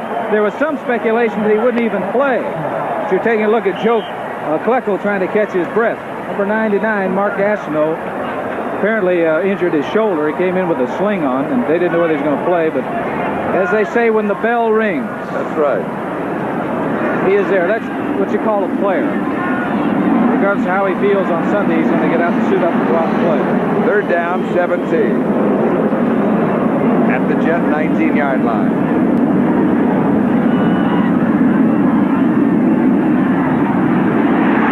Going into the corner to Logan. He can't get to it. And pressure was put on by Bob Martin. He was blitzing. He dropped side. Side turned in, I believe, to Mike Pruitt and said, you were supposed to pick him up. Somebody's supposed to pick him up, not me. He did the wise thing of just getting rid of the football. He didn't have a chance on this one. He even gets set. Here you see 59 Bob Martin coming in right in his face, so he's just unloading the ball. Somebody's supposed to pick him up is true. Generally, it's a back's responsibility to pick up a linebacker. And now Don Cockroft, field goal attempt of 36 yards. He is hit from 31 yards out. It is good from 36 yards away. It is now Cleveland 19, the Jets 13. We'll be back to Shea in a moment. A doubleheader on NBC again next week. So be sure to check your local listings, and following the kickoff, as you look at Walt Michaels, head coach of the Jets, we'll be giving you a rundown of all of the games that we'll be covering next Sunday. Walt didn't look very happy, did he? No, he didn't. Harper and Stroy are deep. And it'll be Bruce Harper at the 9-yard line. To the 20, 25, 30, 35, 37, 38-yard line. An excellent return by Bruce Harper. Pat Moriarty of the Browns is the man who made the tackle. Moriarty from Georgia Tech is a free agent. Now, we mentioned the doubleheader. Here are the games. Of course, it'll all start with NFL 79 at 12:30 Eastern Time. First half, well, we'll be in New England for the Jets-New England game. Also, there's Houston and Pittsburgh, Cincinnati at Buffalo. Second half, Oakland, San Diego, Seattle, Miami, Cleveland, Kansas City. So check the local listings in your area for the game that the two games that you'll be watching next Play week. pass.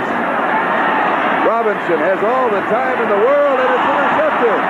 Clay Matthews. Matthews to the 45, 40, 35, 30, 25. He takes a lot of time when he makes his interception. Following his blockers down there. He's running like a fullback. Matt Robinson did not see number 57, Clay Matthews. He was looking to go to Wesley Walker from the beginning, but Wesley Walker, he's flushed out of the pocket, as you can see here. Number 77, once again, Lyle Alzado putting some heat on, but he didn't see Clay Matthews at all. He was looking for his receiver. And that's the thing that a quarterback has to do, is pick up the defensive end first. 1:21 left in the third quarter. We've got a timeout, and we'll be back to Shea Stadium in a moment. If women shaved men's faces, we... That well in the game. No, I think his thumb is definitely bothering him. He tried to throw across the field or across the green on that last pass, and it's always a dangerous move to do that. Matthews with the interception. Cleveland at the Jets' 24-yard line. Rucker in motion. Greg Pruitt, good hold. 21-yard line. He has 3. It'll be second down 7. We pause briefly for station identification. This is the NBC television network.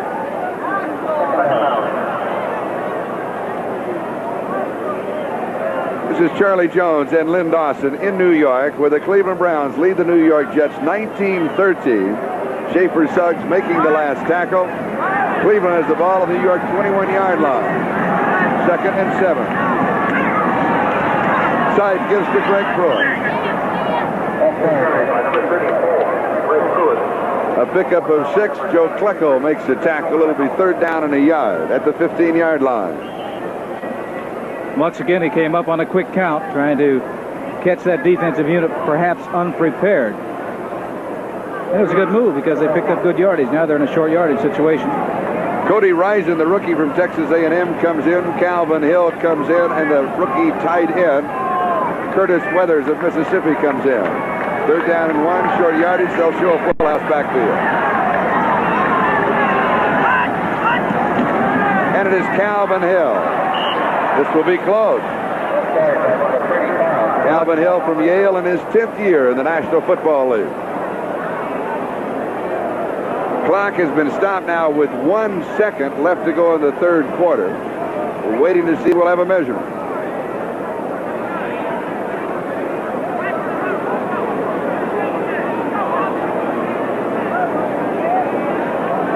Change coming out.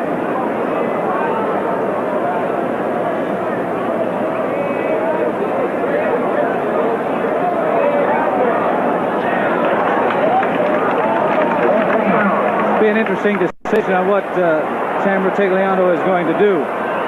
Whether go for the first down, because 3 points, 3 big points now. They lead by 6. And now the clock will be wound, and that will be the official end of the... They're going for it in this situation. 3 points would happen to be 3 big points, because it means they'd have to score a touchdown and a field goal to go ahead of the Cleveland Browns, provided they made it. Excuse me, I said 3rd and 1, and it is 4th and about an inch.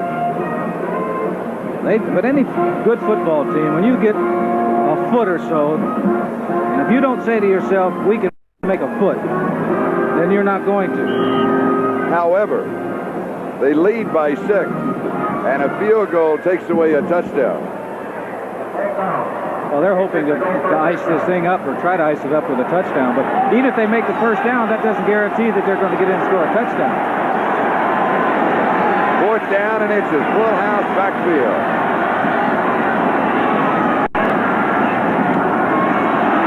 Flags are down. Pruitt carried, Mike Pruitt, and I believe he jumped too soon. There was a flag down. Waddle led the defensive charge. Schaefer Suggs helping the officials on the call. That's it, illegal motion. Now the field goal team could well come in if they picked up the first down.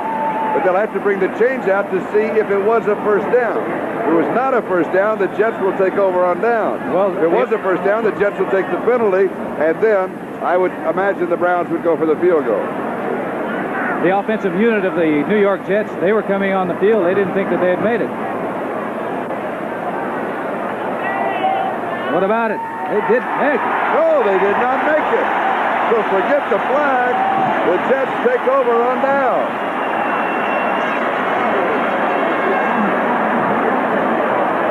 Here is the last play.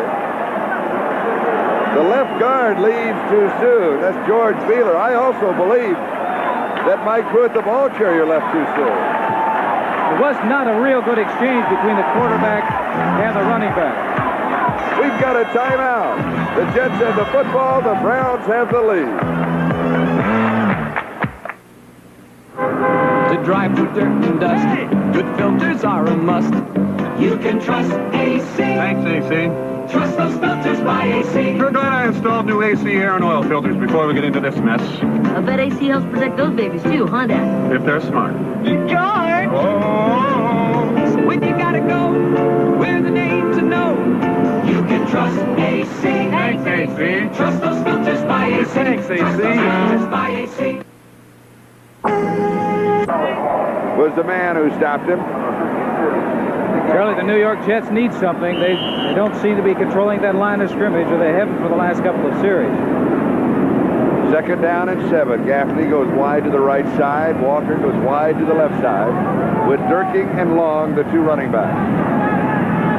Matt Robinson, the quarterback.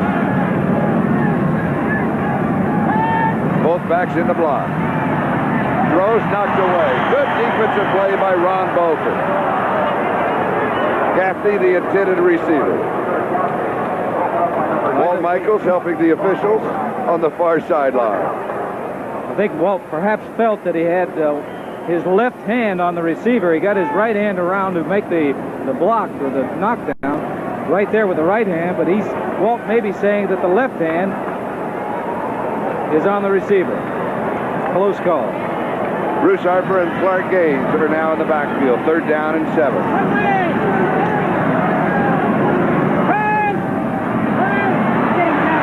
Under pressure, he is dropped.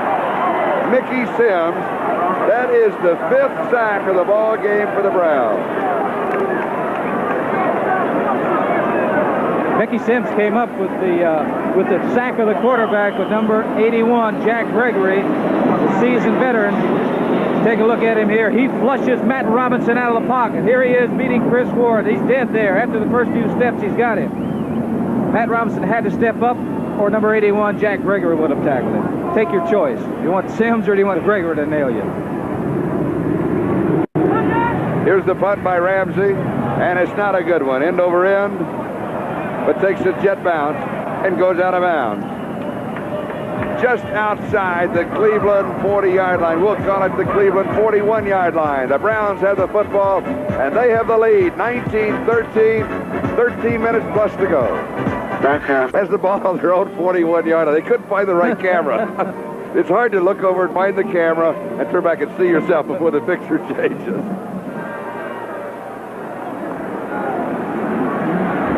Brian Sipe, the quarterback, he has had an outstanding afternoon for the Browns.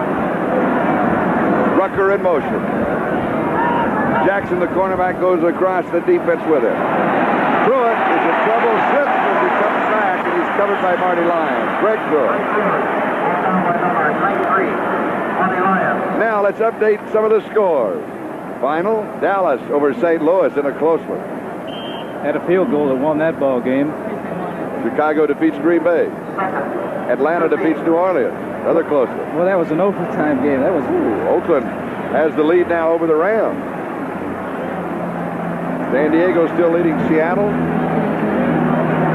Denver leading Cincinnati fourth quarter. Sipe goes... Got him beat. Ozzie Newsome, the tight end. Got behind Burgess Owen. He was overthrown, Charlie. He had him beat by about 2 steps. And no one knows that more than that man right there, number 17, Brian Sipe. He said if I'd have just hung it up a little higher or pulled it a little more, it would have been 6 points. Great speed by number 82, Ozzie Newsome, the tight end of the Cleveland Browns. Third down and 50. Kansas City leading Baltimore 7-0 third. Mark Gastineau comes in for Marty Lyons, and Ed Taylor for Sam Blinka, 5 in the secondary. Sipe to Greg Pruitt, first down. Ed Taylor made the tackle. There were 5 men in the secondary, and still the Browns picked up almost 25 yards on the play. Sipe is looking for single coverage. He found it.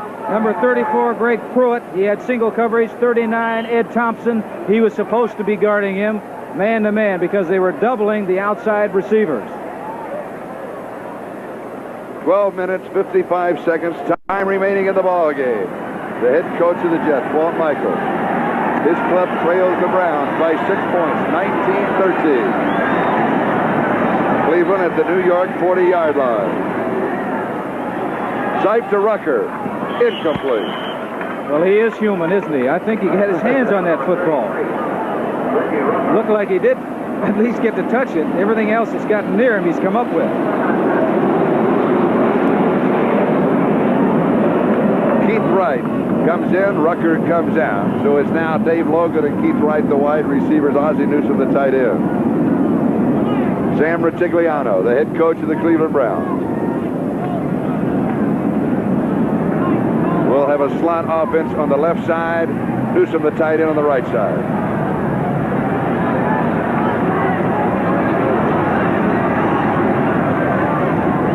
Sipe to throw. Here's the screen to the tight end, Newsome. Oh, yes. Good defensive play by Greg Buttle. Tight end screen. Sipe set it up perfectly, but Buttle was there for the defense. Number 51, Greg Buttle, did a fine job on that one. Here it is. He's trying to influence the defensive end to come in.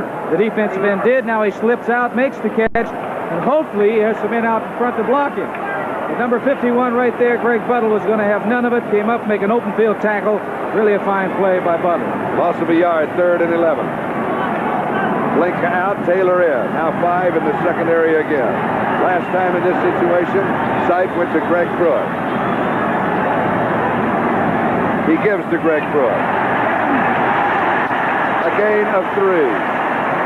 It'll be 4th down as Joe Klecko and Greg Buttle make the tackle.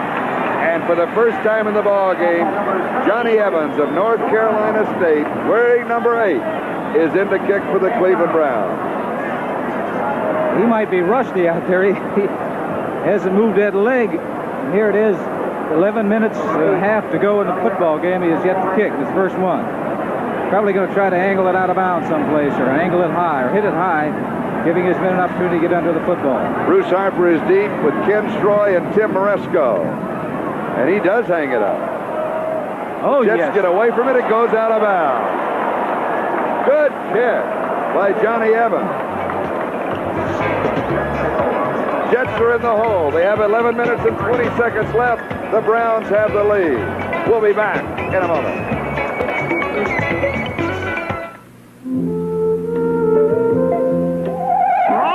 Foot odor. Get odor eaters. Odor eaters. Odor Eaters. Full economy Toyota truck. Football doubleheader next Sunday on NBC. Be sure to check your local listings for the 2 games to be seen in your area. Cleveland has the ball on their own 15-yard line, and we have 9 minutes, 35 seconds left in the ball game. It is Cleveland 19, the New York Jets 13. Don Cockcroft with 2 field goals, but 1 missed extra point. Pat Leahy has 2 field goals for the Jets. Rucker in motion.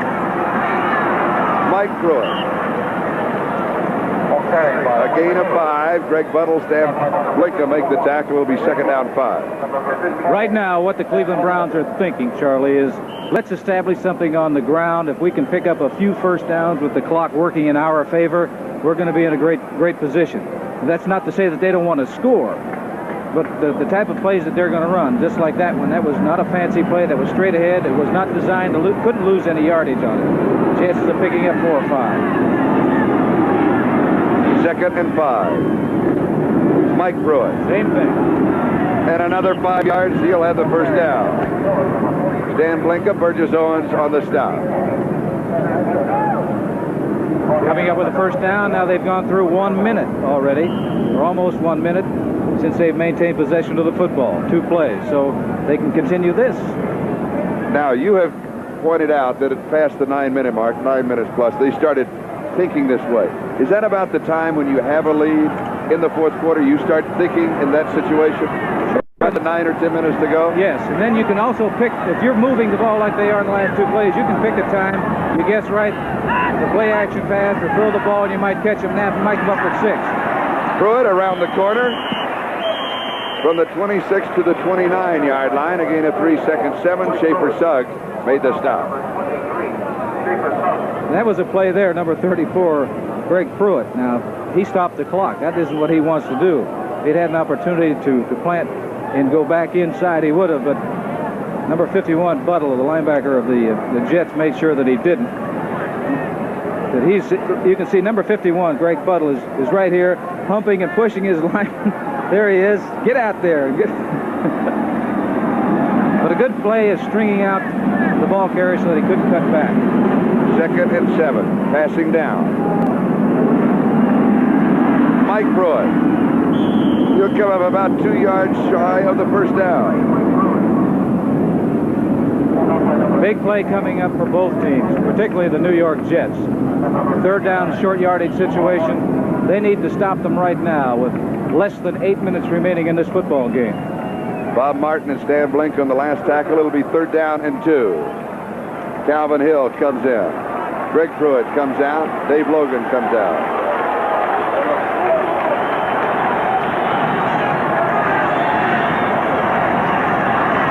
The power I. 3rd down and 2. Now they make it a full house.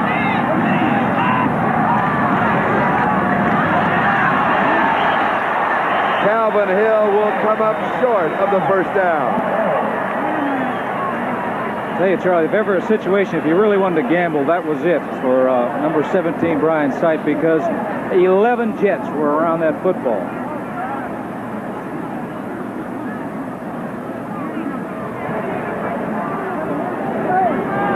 Now the officials will bring out the change. But when Calvin came down, from our vantage point, I did not think he had it. I thought he missed it by at least the length of the football. We shall soon find out.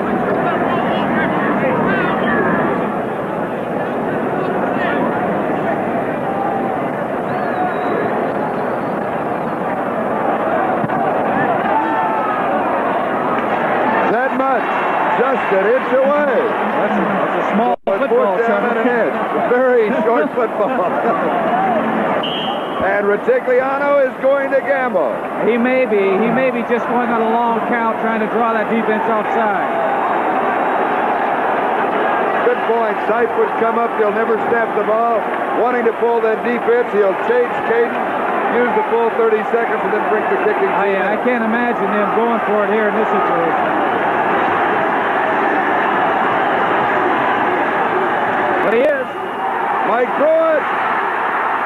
He is pushed back. The Jets have held.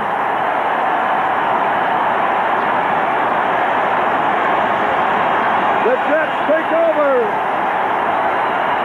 Burgess Owens for the Jets is the man who stopped Mike Pruitt.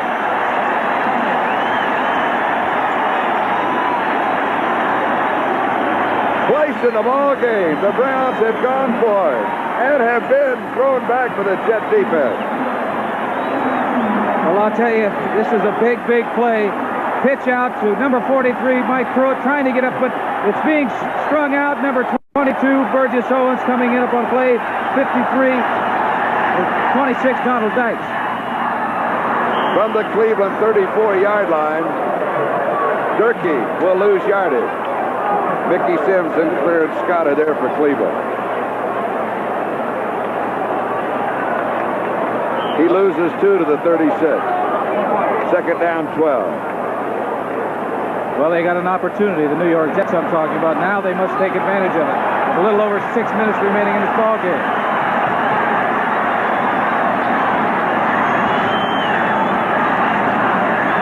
Five on the pattern.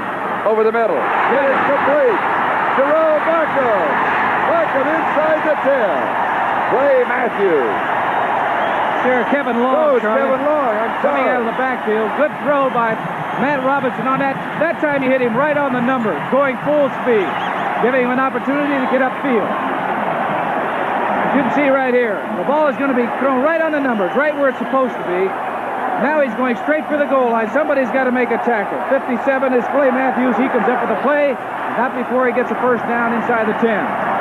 First down, goal to go. It was to Kevin Long. And now Bruce Harper carries. 6-yard line. Second down, goal to go. Tom Darden with the tackle. 5 minutes, 18 seconds. Time remaining. Clock is moving.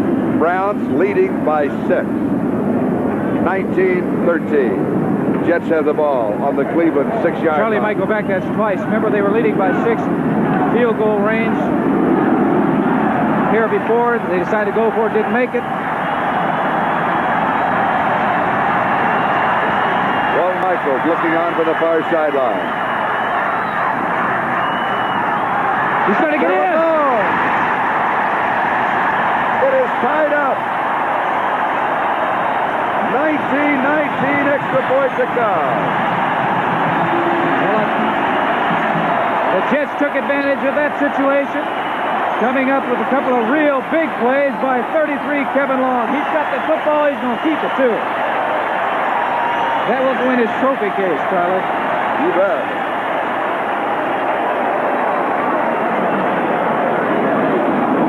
Tim Maresco to hold Leahy to attempt the extra point. Normally, Robinson holds. This game, Maresco has held. He misses to the right side. We are tied. Tim Maresco, a new holder. And Burgess Owens cannot believe it, nor can Pat Leahy. It is tied, 19-19, 4:48 left in the game.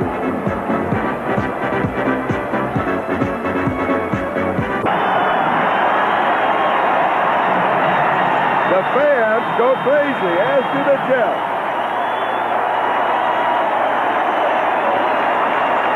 We believe it is Tom Newton, number 44, who came up with the football, but that is unofficial. At the Cleveland 23-yard line. Ricky Feature, 83, making the catch. He's carrying that ball in the wrong hand. It should be in the other hand, away from pressure. That's the reason that thing was fumbled. It was Mark Merrill. Mark Merrill who recovered the fumble. at the Cleveland 34-yard line, first down. Kevin Long. Long has been devastating in the last 5 minutes of play. Charlie Hall was there along with Lyle Alzado. Kevin Long St. Clair to piece of it. turn looked like it was nothing into about a 4 or 5 yard gain on that play. Just inside the 19-yard line.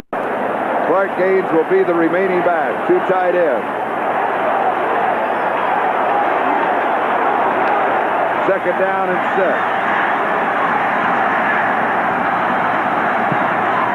6. It is Gaines. They string him out. He gets around the corner. Darden finally brought him down. Lyle Alzado was also there. Gaines has picked up about 15 pounds this year. His weight up to 209. First down. There it is, 3:55. That is the time left in the game. That's controlling that football game right now for both teams. New York Jets want to use as much of that clock as they possibly can and get a score. Cleveland Browns want to stop them right here. Make sure that they settle for a field goal attempt. At the 13-yard line. First down.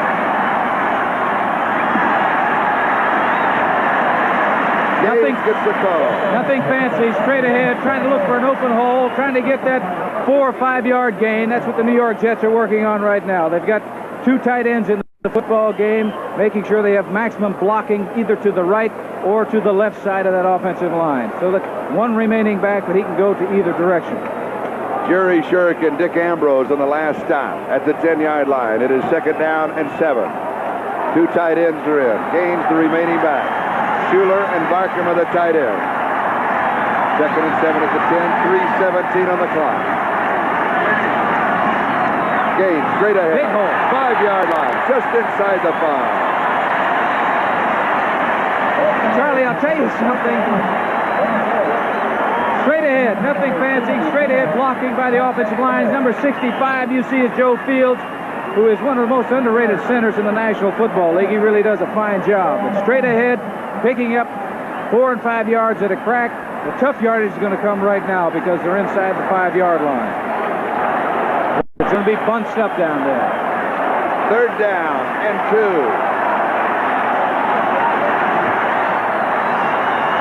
Kevin Long is the remaining back.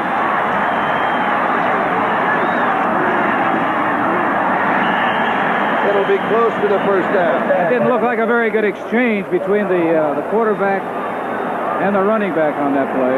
Robert L. Jackson, the defensive linebacker, makes the tackle. They might as well wait till the 2-minute warning comes up. Officials wind the clock. It will be 4th down and about a half a yard. Pat Leahy with Tim Maresco to hold. Maresco number 37. Normally, Matt Robinson, the quarterback, is the holder. He has the bad thumb. It is wrapped, so Maresco is holding. The clock moves to 2 minutes. We'll take a timeout. We're tied at 19-19, 2 minutes to go.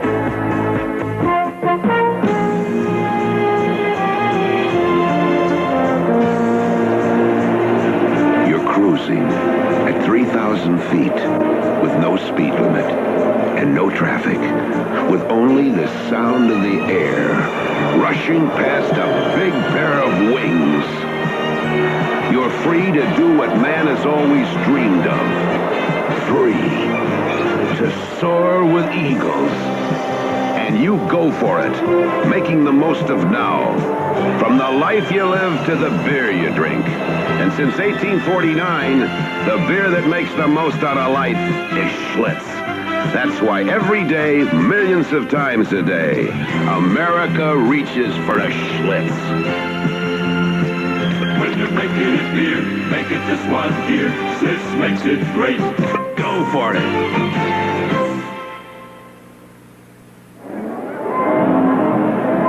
This is Charlie Jones, Lynn Dawson, 2 minutes to go in the ball game. 4th down, about half a yard to go. Pat Leahy is in the kick, and his holder, Pat Robinson, the quarterback. Jam, thumb, and all will be holding for Pat Leahy. Well, I'll tell you, a holder for a next point field goal kicker is kind of like maybe a catcher for a knuckleball thrower. They have to feel that confidence that that man is going to do the job. He From did the it. 11. He did it. It is there from the 11, 21 yards away. The Jets have the lead. Pat Leahy, after missing the last extra point. Very good hold. Straight up, no laces. Follow through by the kicker was excellent. You see him jumping off the field, you know that he made that one. The Jets. Last time it was Ricky Beecher. Beecher fumbled on the return. Remember the overtime game, though, last year, the Browns and the Jets? It was Greg Pruitt who set it up with a kickoff return, and then he carried, either carried or received the ball on every play. Charlie, who do you kick it to now? You got Pruitt back there. And Keith Wright? Oh, I think kick it through the end zone so they can't return it. Either that or a line drive float type of kick. Nope, except Pruitt. Pruitt at the 5-yard line. Greg is to the 20, the 25, and they drop him at the 27-yard line. Flag is down. They're going to get the Jets for piling on unnecessary roughness. Very aggressive, but you can't be overly aggressive because that could add 15 more yards onto that play. Personal foul, clipping against Cleveland.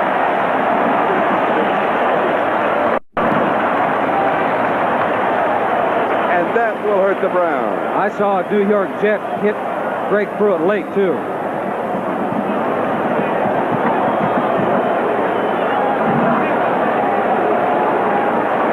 They spot the ball at the 13. I was trying to give the Browns another 25 yards there.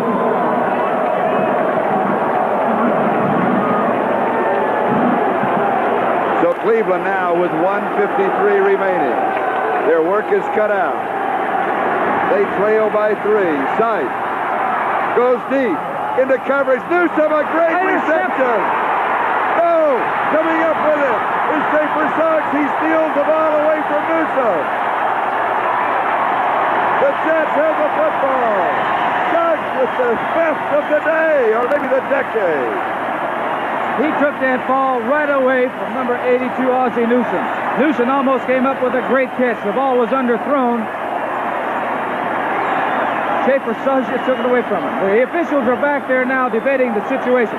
Take a look at it right now. Number 82 almost coming up with a great catch. Right there, he's taking the ball away from him. Schaefer Suggs stole the ball right there. Now, is he down?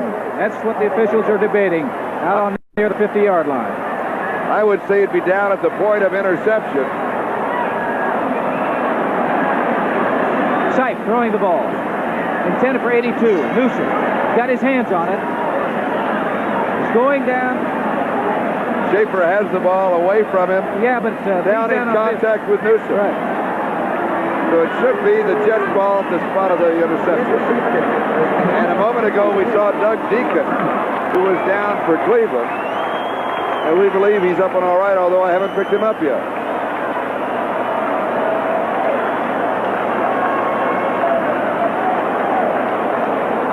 And that is what the officials call the Jets have the ball at the interception, spot of the interception, which is the Cleveland 48-yard line, first down, with now a minute 38 remaining in the game. Charlie, I think to clarify a situation, you don't have to tackle a man. All you have to do is touch him if he's down with the football. Cannot advance it after that. And now Doug Deacon is he was still on the far side of the field, is coming across the field with the team doctor. But Deacon is coming across the field under his own power at the left 35-yard line. I'll say this about Walt Michaels. He doesn't get or show that much excitement. He has things pretty much under control on the sidelines during the football game. And I know he is not always that way. But you go back to the gamble with 6 minutes and 44 seconds to go. Cleveland gambled. 4th down and inches. And they did not make it on their own 34-yard line. Now the Jets just need to run out the football. Flag is down. I think what has happened there, an offensive lineman looked like jumped off sides before the snap of the ball. Which has happened. What you don't want to do, when you're in the huddle, the quarterback's telling those people, look, two things we don't want. We don't want any penalties. Don't be off sides. Do not hold. And you backs, when you get the ball, get both arms around that ball, clutch onto it. Don't cough it up.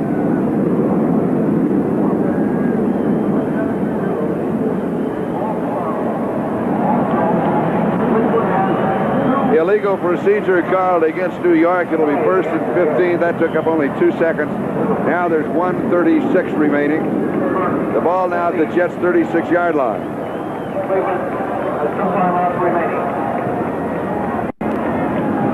Cleveland Browns have 2 timeouts remaining, Charlie, in the event that they get that football back.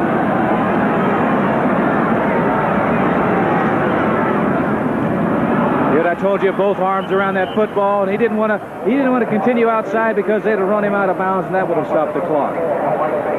Mike St. Clair is the man who covered Kevin Long, and Cleveland takes the timeout, stopping the clock now with 1:29 remaining, and they have 1 timeout remaining, according to our count.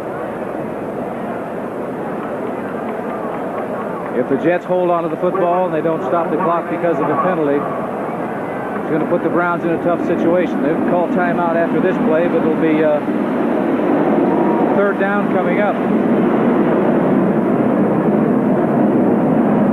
They can run out almost. If the Browns get the ball back, it could be less than 30 seconds remaining in the ball game. And be sure to stay with us immediately following the ball game, time permitting. NFL 79. And a recap of all the scores across the nation in the National Football League this afternoon. At the end of the first quarter here, Cleveland led 7-3. It was tied at half, 10-10. And at the end of the third quarter, Cleveland led it 19-13. It was then tied at 19-all. And now the Jets hold a 3-point margin, 22-19, with 1:29 left in the ball game.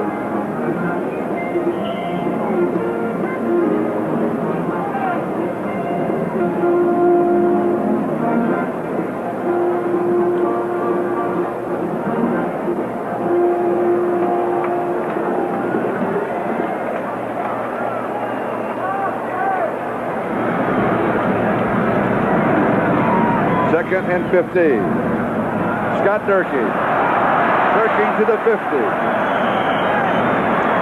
To about the 48 or the 47-yard line, where Ron Bolton and Charlie Hall made the tackle. I'll tell you, there was a block thrown out there, not by one of those great big old offensive linemen, but by number 85, Wesley Walker, coming back, cracking back on a defensive back. It has to be above the waist, and does he ever?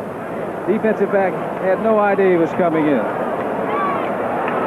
3rd down and 9. Clock moving, 55 seconds and counting. Now he's got it. There's 9 seconds remaining on that 30-second clock. He ought to be watching it all the way. The snap with 3 seconds remaining on the clock. Durkee carries. All right, now Cleveland will call timeout. And they do, stopping it. 37 seconds remaining. It will be 4th down and about 4 yards to go. Tom Darden and Clay Matthews on the last tackle. The ball spotted at the 43-yard line.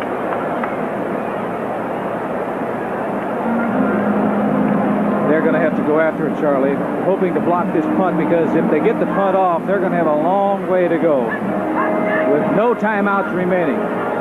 So they can hope if they get in and can get a piece of that ball, they get the ball in good field position with the accuracy of Don Cockcroft, the fine field goal kicker of the Cleveland Browns. They might have a chance yet.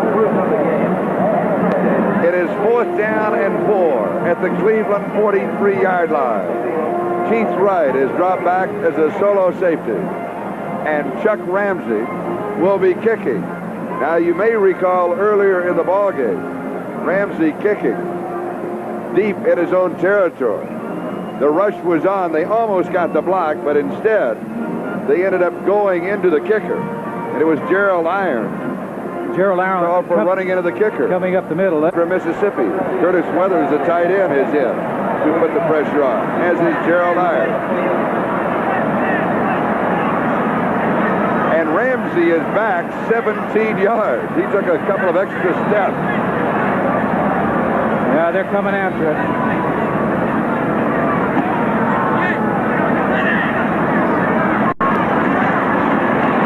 He gets it off. Not that good a kick, and it goes out of bounds.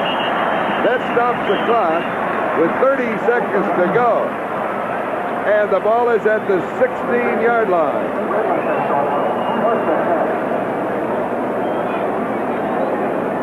This is Charlie Jones and Len Dawson at Shea Stadium. 30 seconds remaining in the game. Moments ago, it was tied 19-19. But then Pat Leahy, after missing an extra point earlier, as did Don Cockcroft, this time Matt Robinson, the quarterback, with a bandaged thumb, his normal holder, came in and held for him. Tim Resto had been holding before. Leahy split the upright for the 21-yard field goal. That was after Ricky Feature fumbled the kickoff return.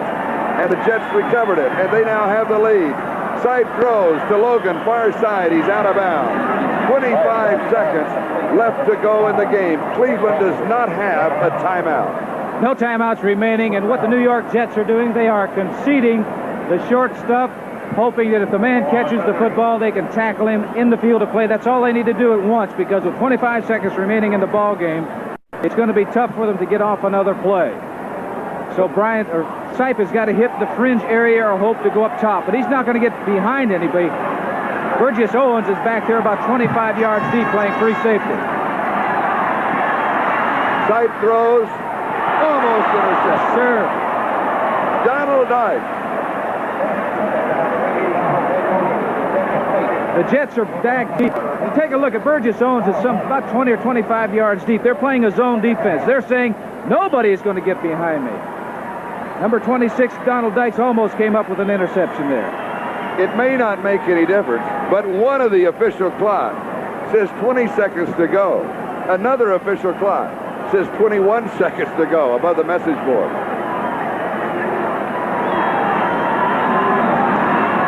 Second and 10. Sipe goes deep over the middle.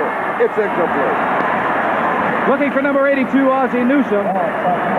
Got a hit in front of somebody, but there's no way, as I said, that they're going to be able to get behind this New York Jet secondary because they're lining up 20 or 25 yards deep. Quick recap of the scoring. Leahy, a 35-yard field goal. Brian Sipe, a touchdown pass to Greg Pruitt. Matt Robinson, a quarterback sneak from a half-yard out. Cockcroft, 31-yard field goal. It was tied at halftime, 10-10. Second half, Sipe to Newsome, 17 yards. Leahy, a 24-yard field goal for the Jets. Cockcroft, a 36-yard field goal. Kevin Long from 6 yards out. 2 missed extra points. Then Pat Leahy with a 21-yard field goal and the lead. Deep far side. It is tipped. He caught in bounds and then out, stopping the clock. 32, maybe 33-yard line. 8 seconds left. Dave Logan. This is a prayer shot here. He's just throwing it up in the air, hoping that number 85, Dave Logan, a basketball player, along with being a football player in Colorado, can come up with it, and he comes up with a great catch. This is following the football by the receiver, number 85, Dave Logan. Defensive men are in great position. That's number 26, Donald Dykes. He was in great position, but Logan just came up with it. 8 seconds, 7 seconds remaining. One says 7, the other says 8. With less than 10 seconds remaining in the ball game. And now Cockcroft, number 12. His experience matches his numbers. Penalty against the Jets. Now well within field goal range. Let's listen. Number 99, defense, personal foul, roughing the passer. First down. Gastineau call for roughing the passer. Charlie. Our intention, we were looking downfield, I never saw it. Do you remember early in the game when Sipe threw that pass and number 99 and our crew caught it when he pushed him? Said that it is a no-no. From the 25, a kick of 35 for the tie and overtime. Cockcroft, it is up, it is good. seconds still left. We are tied. And we look to overtime at Shea Stadium. Cockcroft is now hit from 31, 36, and 22 yards out.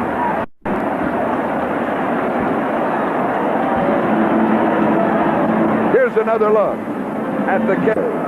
The most accurate kicker in the National Football League over the years, number 12, Don Cockcroft. He's kicked a lot of pressure kicks over the years. I'm sure none any bigger than right now, with 4 or 5 seconds remaining regulation of this football game. He's going to have to squib kick it this time, or just dribble along down the field and let the clock run out. One thing he doesn't want to do is kick it to Bruce Harper. Now, inside of the last 2 minutes of each half, which we obviously are, the clock on the kickoff does not start until it has been touched by a receiving player. So we point that out in case something comes up. Well, I'd kick it to one of those offensive linemen. Just kick it 10 yards and force it to pick it up, right? Kick it past that first wave of players. Kick it to the wedge back here that'll be situated back about the 35-yard line.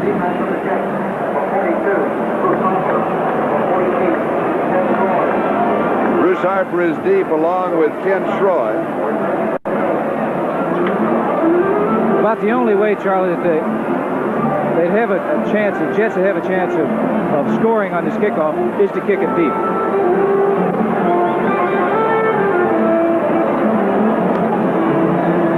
Because you got to figure any of those men up front, they're not going to be able to run 60 yards or so for a touchdown. And now Cockcroft will be kicking off. Yeah, that's exactly what they did. You're right. All right. Coming up with the football is John Hennessy. And with Hennessy's return, time runs out in regulation play. However, we're now into overtime. We will go to first point scored or the end of another 15 minutes of play. That would be the end of overtime, and it would go in as a tie ball. We got to find out who wins the toss first. They're going to have a coin toss.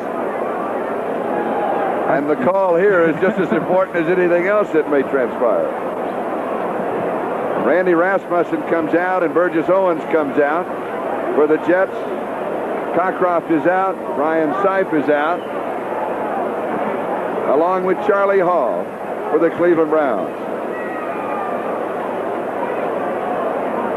The New York Jets had a lot of breaks late there to get ahead. It's all going their way, but one break for the Cleveland Browns. Tails is thrown. The Jets win the toss. They will receive.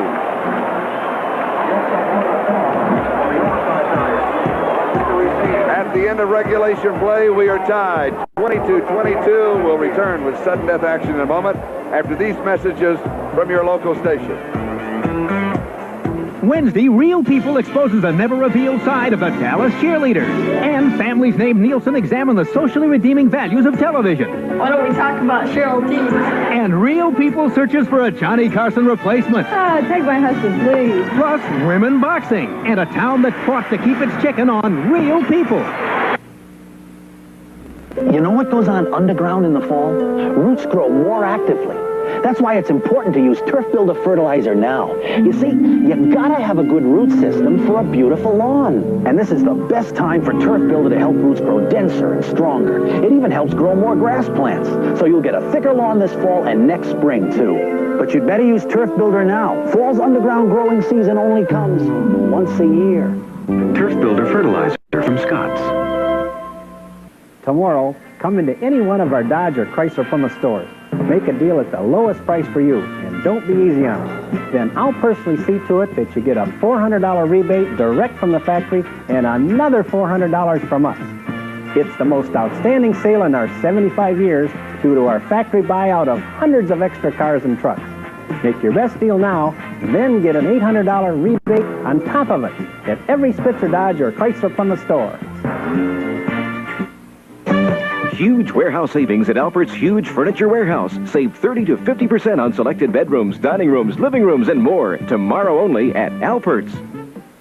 Our all-minicam weekend report tonight at 11.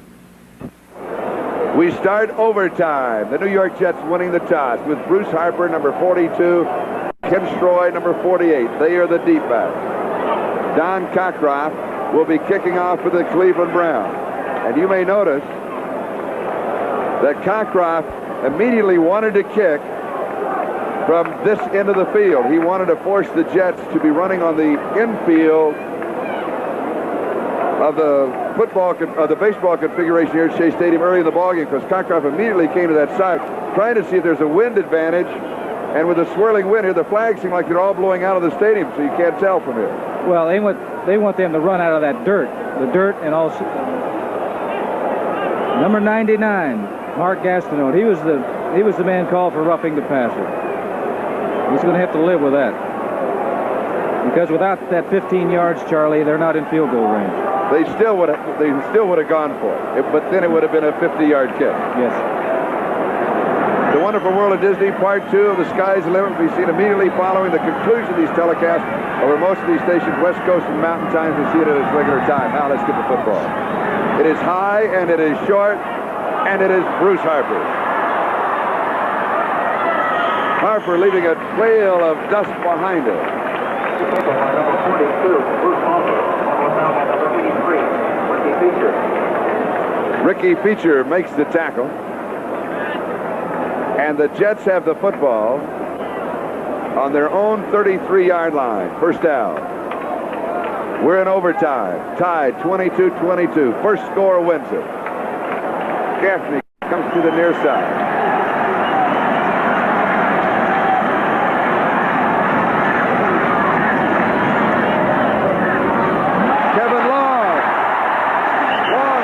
The 45-yard line, 47-yard line, first down. Matthews makes the tackle. Number 33, Kevin Long, particularly in this second half, has really come up with a lot of big plays. And none bigger than that, because that's a first down. This is overtime. They've got to get some momentum going. They've got to move that football. And even if they don't score, if they have to punt, they're going to put the Browns in a situation where they're going to be tied up back by their end zone. Matt Robinson in regulation play completed 14 of 24 passes, 158 yards. He goes to Long again. Scott Durkee had 76 yards rushing. Wesley Walker, 3 receptions, 47 yards. Sims with the last tackle. Please report to the police booth. Second and 9. That's what the Cleveland Browns wanted to do, put them in that second and long situation as opposed to second and medium, second and 4 or 5. Force them into a passing situation. They stay on the ground. Durkee. Good play, good blocking by the offensive unit of the New York Jets. For 66, Randy Rasmussen leading the plays out there. And for Randy, this is his 169th game with the Jets. Here he is coming out, putting a block on Clay Matthews, number 57. He's still doing it, isn't he, Charlie? After 13 years, he's what, the third player with the most games played for the New York Jets. That's right. At the Cleveland 46-yard line, third down 2. We're 2 minutes into overtime. Durkee, first down. Scott Durkee. Yes. 42-yard line of Cleveland. He said, any way that I can get there, I'm going to have to get this first down because it's very important. This time it meant going up over top, and he went up over the top of, looks like number 78, Mickey Sims. Yes, up and over. He must have been a hurdler in high school back in Chicago. Just inside the Cleveland 42-yard line. First down, Jeff. We're in overtime, tied 22-22.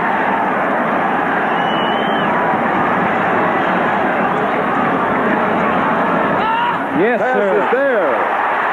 It's to Wesley Walker. First down, 26-yard line. Oliver Davis. Good play. The Cleveland Browns that time, they were looking to stop the run. They wanted to make sure they didn't get much yardage on first down. They were in man-to-man coverage. Matt Robinson saw that, I'm sure, and he went to a man that is very difficult to cover man for man, number 85, Wesley Walker.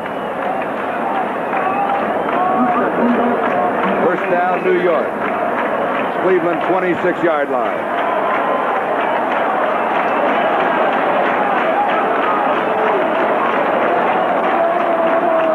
Walker this side.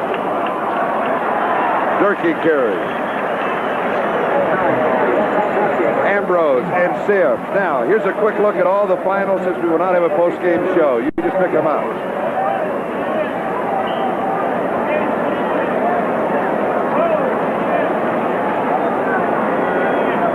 Clark Gaines comes in for Kevin Long.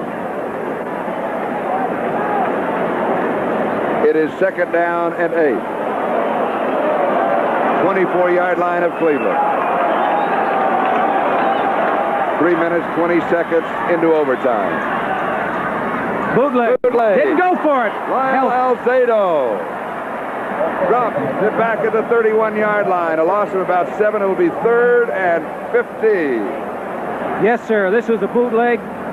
Everybody look at number 66, Randy Rasmussen, going to the right. It was a call play to the right, hoping that Alzado would chase. It worked earlier in the ballgame. Well, you know, an old pro, a guy that's a seasoned pro, the next time he's going to take a look to make sure that you've handed off the football. 3rd down and 15 now at the 31-yard line. The field goal kicker, Matt Leahy. They need to pick up some yardage, though. It's a long field goal. Clark Gaines. Oh, that's it.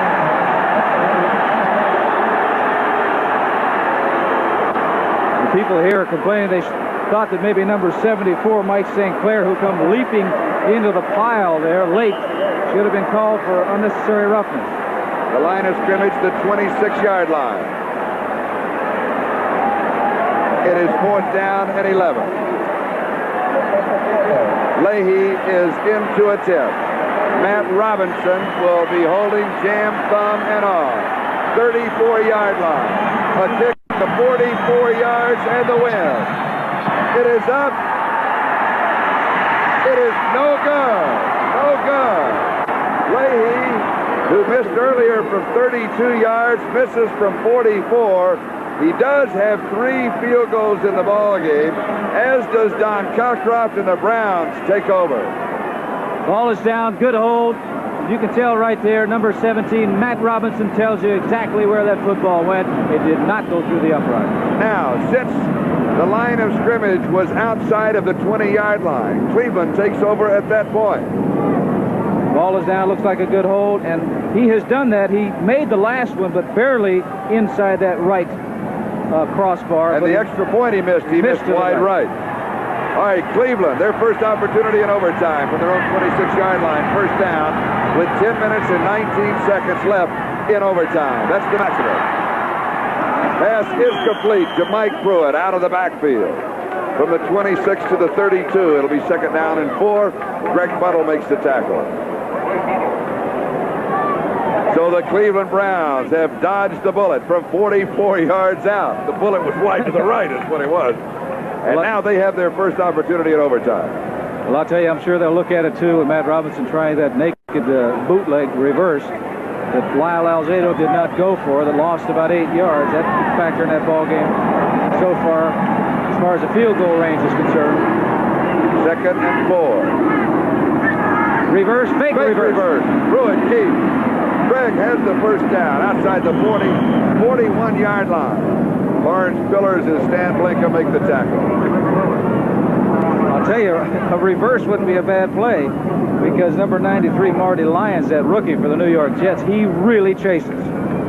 During regulation play, as you watch this, Greg Pruitt, 60 carries, 56 yards. You can add this onto it in overtime. Dave Logan, the leading receiver for the Browns, 5 receptions, 94 yards, including that key one right at the end of the ballgame. And Seif has completed 16 of 29 for 243 yards. And the Browns have a first down on their own 41-yard line. Greg Pruitt, Mike Pruitt, block out in front. Maybe a yard, and that is it. Yes, sir. Good gang tackling, good hustling, and good pursuing by the New York Jets. Number 15, We have now 8 minutes and 39 seconds time remaining in overtime. Only one overtime period to be played. If it takes the full 15 minutes, it will go in the books as a tie ball game. First scorer would win it within this period. That was a big play for the Jets. Now they put the Cleveland Browns in a situation with 9 yards to go. Their own 42-yard line. Right.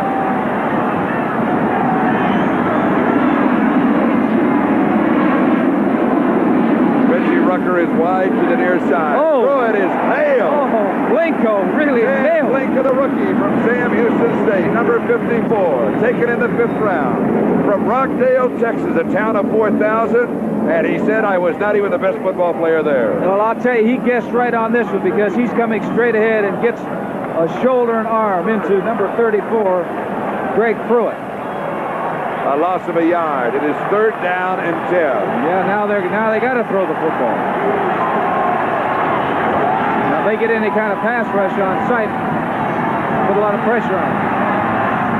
Pass is there, caught by Newsom, and he is decked immediately by Bobby Jackson. He is stunned and he holds on to the football. Ozzie Newsom. He was nailed. It's amazing that he held on to the football, Charlie. And if I read lips, he says, I'm all right. Well, he probably got the wind knocked out of him, and he really did because he makes the catch right here. And look at the concentration on him. Coming up is Bobby Jackson, number 40, and times it just after he gets his hand on the ball, and he does maintain the football. Big play for the Cleveland Browns because it picks up a 1st down. Now Jackson is 5'9" and 175. Newsom is 6'2", 232. If it had been the other way around, Charlie, the ball would have gone whee. At the Jets' 44-yard line. 1st down. Big 3rd down play. Slot left side. 7 minutes, 7 seconds. Time remaining in overtime. Rucker in motion. Greg Pruitt. Dan Blinko with the tackle. Joe Klecko was there. Burgess Owens was there. Just outside the 40. 2nd down and 6. At 6:39 left in overtime. That's a 4-yard gain, Charlie. It didn't look like much, but 4 yards is pretty good on 1st down. Particularly, looks like the New York Jets are playing the run on 1st down. Now, Cleveland is on the dirt part. Does that affect their running game? Sure it's going to, because they're going to go from dirt to grass. Plane coming overhead, and the wide receivers can't hear the call. It looked like a checkoff, too. Knife goes deep to Logan, tipped, incomplete. Dave Logan with Bobby Jackson covering him. And you're right.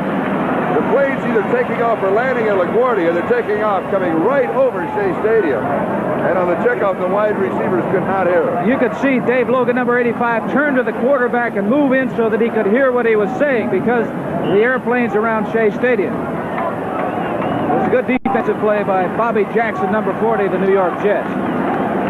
3rd down and 6.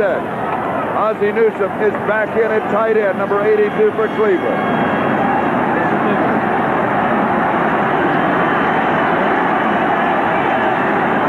These fans here at Shea Stadium are coming alive. They know this is a big play. Timeout. Right, calls for a timeout. I'll tell you why, because it looked like it was going to be a safety blitz. We're in overtime. We're still tied, 22-22. We'll be back to Shea Stadium in just a moment. In the back half of my head. Colin Gardner has a headache. Anytime I have a headache or anything of the sort, I want something to stop it. Will you try extra-strength Tylenol? You know, Colin, without a prescription, you can't buy a more potent pain reliever. I would have to try it first to agree with that. Compare the levels of medicine in the leading regular and extra ingredient pain relievers. Extra strength Tylenol has more medicine for your headache. How do you feel? Super. And now for me to say super, oh no. Most people never hear a word out of me, you know. My headache has disappeared. I was about to ask you if I could take something with me. It seems to really have done the job. To be perfectly honest with you, when I get home, I will go buy some of it. I would recommend it. Extra strength Tylenol, tablets, capsules, and easy to swallow adult liquid. Aspirin free, and you can't buy a more potent pain reliever without a prescription. I feel great. This is Charlie Jones and Lynn Dawson. We have 6:08 time remaining in an overtime period. There would be only one if there is no score. It would be a tie ball game. The ball is at the Jets' 40-yard line, and it is 3rd down and 6.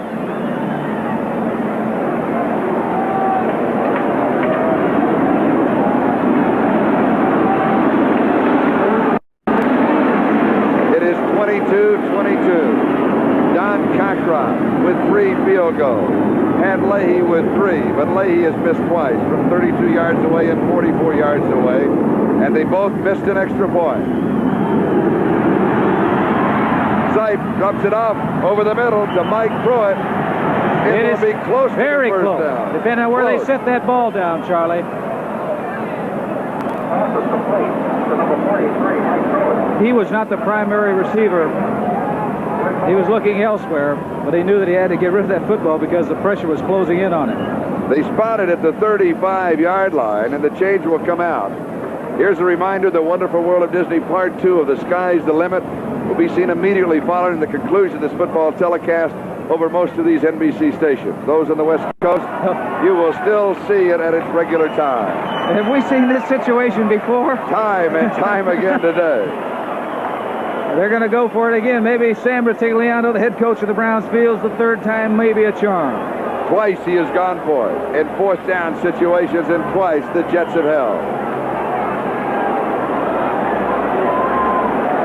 A field goal attempt from here would be of 52 yards in length. Oh, this is a good move on Sam's part. He's got to go for it. You got to go to win this football game. He jumped offside, yes. I don't know if he made it. Calvin Hill was pushed back. There was movement on the right side of the Cleveland Brown line. Burgess Owens for the defense meant the play. We do not know if he got it. It is the right guard. I believe that is Robert E. Jackson. If we can pick up his number. 68, yes, it is. The penalty being marked off, so apparently he did make it. Forward progress was over the first down. This is, you know, it's bad for the Browns, but they get the punt off. They're going to put the Jets back in the hole once again. And Johnny Evans is in the kick. 5:33. That is the time remaining in the game. With Bruce Harper deep, they're going to Ken Stroy and Tim Moresco will be on the wing. Jets are going to call a timeout. They want to get organized out there and make sure they know exactly what they're going to be doing. While we have a timeout, here's a rundown of all the scores. Houston coming from behind to defeat Washington. Everything is a final. Philadelphia over the Giants. Miami edging Buffalo. Minnesota over San Francisco. Dallas barely defeated St. Louis. Chicago over Green Bay. Atlanta over New Orleans. Oakland defeating Los Angeles. San Diego down Seattle. Denver shut out Cincinnati. Well, looky here. Kansas City over Baltimore, your ball club. They've only given up 3 points in the last 3 games. We were talking about the planes taking off from LaGuardia. Well, there's the next one that went. That is the noise pattern at Shea Stadium.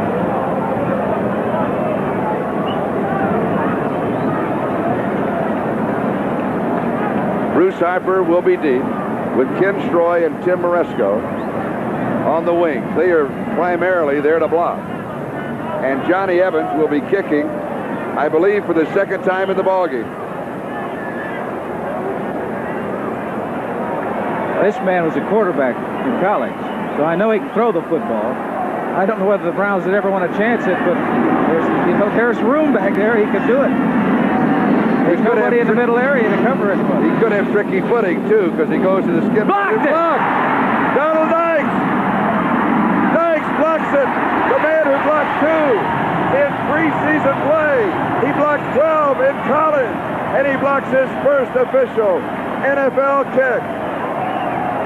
Cleveland says that they recovered a fumble. It doesn't make any difference. There was never possession. It will be the Jets' ball. Once the kick is blocked, you have given it up unless the receiving team has possession and then fumble. There was never possession. It's the Jets' ball.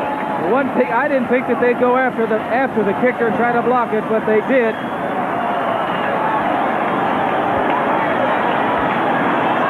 Big break for the New York Jets. You're right, Charlie. Never had possession of it. At the Cleveland 34-yard line, first down. 5:24 left in overtime. Donald Dykes blocked 2 kicks during preseason play, starting out the regular season with a big block of a punt, an attempted punt of the Cleveland Browns.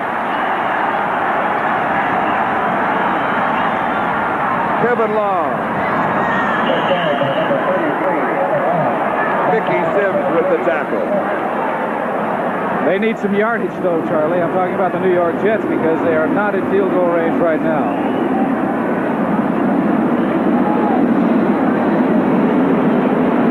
Five minutes left in overtime. So we are 2/3 into the only period of overtime we would play if there is no score. 2nd and 10. Cleveland 34-yard line. Kevin Long, straight, inside the 30, maybe at the 30-yard line. It'll be 3rd down and 6. Dick Ambrose, the middle linebacker, with the tackle. That is now, field goal range would be 47 yards. The holder's 7 yards back and add another 10 for the end zone. That's a long kick. They're bringing in number 42, Bruce Harper, and number 21, Clark Gaines in the backfield. They like to throw to them in this situation, 3rd and 6. And here is Pat Leahy. He's not nervous. He's saying, score a touchdown. Please. He's 3 and 3. 3 field goals. He has missed 2 field goals. He's missed an extra point. Wobbly pass. Flag is down. There's a marker down. Yes, Lyle Zato is pointing to number 72, Chris Ward. Holding against the Jets. That takes him out of field goal range. But they will have the down over. If they accept the penalty. Oh, you and I would have to accept this penalty, wouldn't you? Number 77, Lyle Alzado. In the white, in the green, number 72, Chris Ward. Oh, now, we will have controversy over that call. We can look at that again. This is what the Jets were talking about against the Giants. And they say that in this situation that Chris Ward has his hands inside of the frame of his own body, that the defender is the man who turned. And his hands are inside the frame of his body, unless he has a hold of the jersey. That is the key out. Back to the 40-yard line. 3rd down, 16. Robinson throws, wobbly pass, incomplete. Barkett, the intended receiver. Walker was deep, but Robinson did not have a chance to go deep. That's what that pass rush will do for your defensive unit, because he threw that football way before he really wanted to. Chuck Ramsey is into punt. We now have 4 minutes and 4 seconds left in overtime. Keith Wright is set for the return. Well, I think the Cleveland Browns may take a chapter out of the book of the Jets, and maybe they'll try to go after it. They would have to do it with an 8-man rush. No, they drop back for the return. Be no return on this one. For the corner. Goes into the end zone. They'll bring it back to the 20-yard line. So now Cleveland will have 3 minutes and 55 seconds left in overtime. 22-22, tied after regulation play.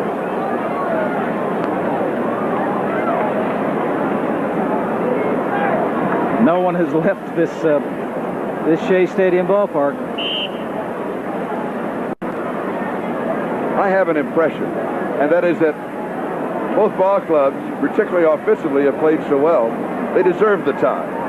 Well, I'll tell you that they look back and they could say, if this hadn't happened or we hadn't done this, we created our own problems. They're all correctable mistakes that they made. But both teams have had opportunities to win this football game. It's not over yet. Sipe goes to the air, drops it off. Out of the backfield is Mike Pruitt to the 26-yard line. It'll be second down 4. Schaefer Suggs and Stan Blinka make the tackle.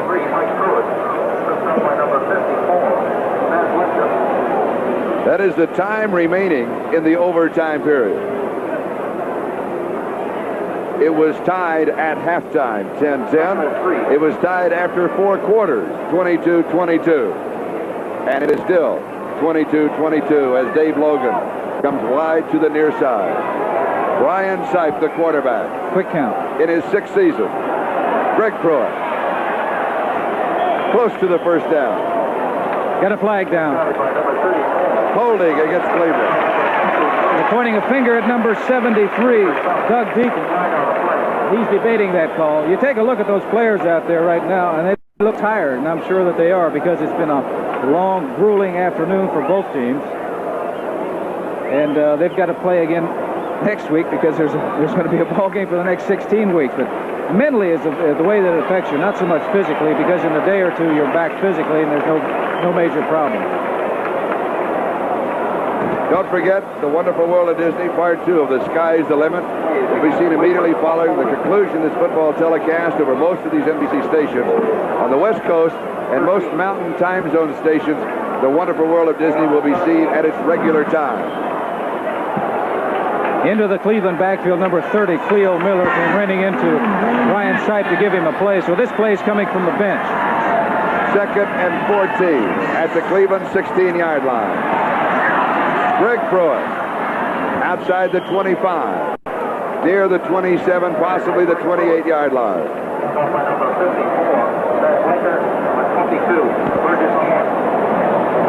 It'll be third down and 3. And now Calvin Hill comes in. Cleo Miller comes out. I think that's the first play that Cleo made. He made a fine block on number 51, Greg Buttle, springing Greg Pruitt for that gain on that last play. 2:27, time remaining. Overtime. Third and 3. Sipe. Oh, he's knocked away. Good defensive play by Bobby Jackson. Booker, the intended receiver.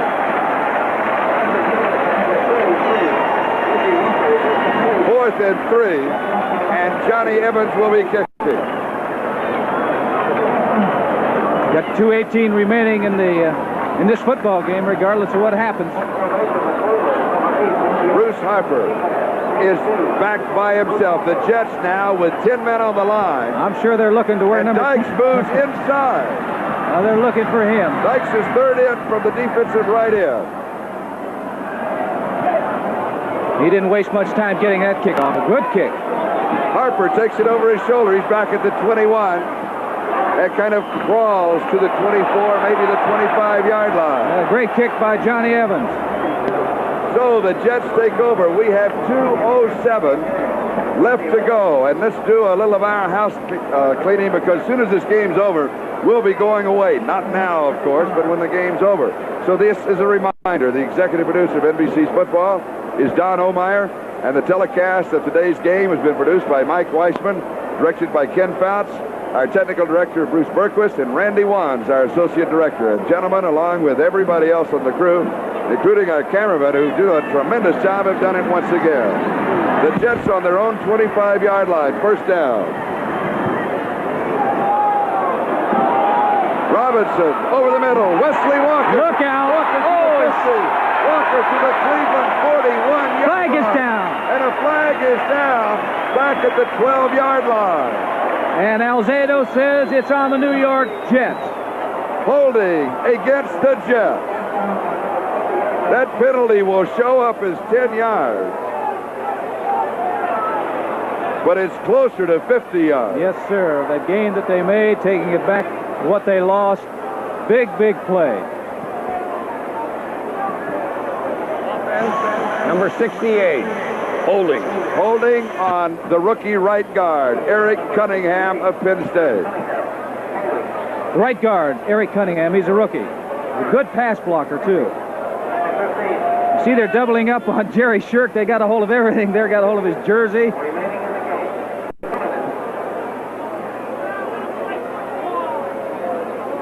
And there is the play that is erased to Wesley Walker. And now the 2-minute warning is given to both benches, and officials' timeout is taken just as it is at the end of the first half and at the end of the regulation ball game. And so that is the timeout here. And of course the quarterback and the defensive linebackers will go and have a discussion with their coaching staff. This is downtown Flushing, New York, as the sun has set here. As we look well, that's a tight game. 9-7, Miami over Buffalo. That surprised a lot of people, I'm sure. There's another one. Yeah, and I think Dallas had to come from behind to win that football game. A lot of close ball games. That's more today. points, I think, than Atlanta scored in the whole preseason. Maybe half of last year, too. Don't forget about the Oakland Raiders, folks. Denver shutting out Cincinnati. Your ball club did it, right? They're a much improved football team. Are they really? Yes, sir. Now, next week, we've got a doubleheader on NBC. Check your local listings for the game to be seen in your area. We'll start it all at 12:30 Eastern Time, NFL 79. There's a rundown of the game. Now let's get back to this one. First down and 20 at the New York 15-yard line with 2 minutes to go in overtime. The draw, Clark Gage. Gaines will pick up 5 yards to the 20. And it'll be second down and 15. Charlie Hall and Tom Darden wrapped him up. Yeah, they were standing him up, and what they want to do is strip him of the football, but he had a pretty good hold on that ball. Second and 15. 1:36 clock moving. Time remaining. 4 on the pattern. Now 5. Pass is complete to Scott Durkee. About 5 yards, maybe 6 yards shy of the first down. Where it'll be third down. They got their hurry-up offense in, but it's third down and long right now. You're right. It'll be third and about 7. A little over a minute to go in a football game. They've got to come up with the first down here, and they've got it. First down, New York. To Jerome Barker. Ron Bolton makes the tackle. Clock moves on the 1-minute mark. Time remaining. They've got one timeout left. They've got to get moving right now. Barkham is hurt. Each team receives 2 timeouts in overtime. Pass is high and incomplete, stopping the clock. 42 seconds left. 28, Ron Bolton. He had his hands out saying, no, I didn't touch him. I didn't touch him. Mickey Schuler has replaced Jerome Barkham at tight end. The ball is at the New York 38-yard line. It is second down and 10. 42 seconds remaining. They have plenty of time to do it, and they still have one timeout remaining in this football game. Needless to say, the Cleveland Browns will be playing pass. And Wesley Walker will get their attention. Second and 10. Robinson goes deep. It is wobbly. It is short. It could be intercepted. It was too short to be intercepted. Oliver Davis had the coverage. Tom Darden was there, and it was such a bad pass they couldn't get back for the interception. It looked like maybe somebody had a fair catch this ball. This is what you call a wounded duck coming out. And look, if he got it out in front of Wesley Walker, he'd have had a chance. It had been a long throw. But once again, with that thumb bothering him, it's affected his throwing today. In case you joined us late, Matt Robinson jammed his thumb a couple of days ago. It is taped, and he has had a problem throwing the football. Not in leadership, only in throwing the football. Third down and 10. From the New York 38-yard line. 34 seconds. Flag is down. Going deep. This one is intercepted. It is picked off by He's got a lane Davis. down here. Back to the 50. To the 40. Davis inside the 35-yard line, but don't forget the marker. We'll have to see what the call is on, who the call is on. It's going to be on the New York Jets.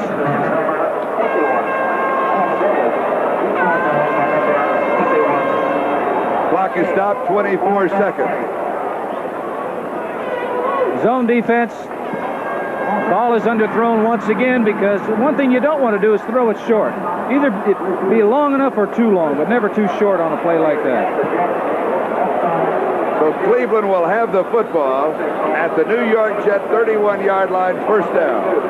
You see the pass here, way behind the offensive receiver. Number 21 is Oliver Davis coming up with the interception. 24 seconds left in overtime. And one timeout left. Don Cockcroft is on the bench. An excellent kicker. They've got time to do it. Side throws. Wide open. He's got him. Dave Logan at the 10-yard line. It'll be first down.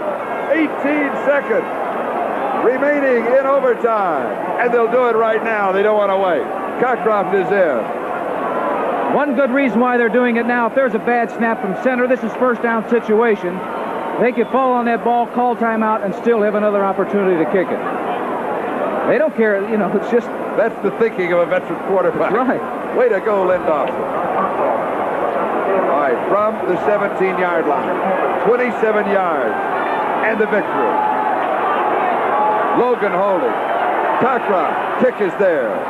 It is gone from 27 yards away. 14 minutes and 45 seconds into overtime.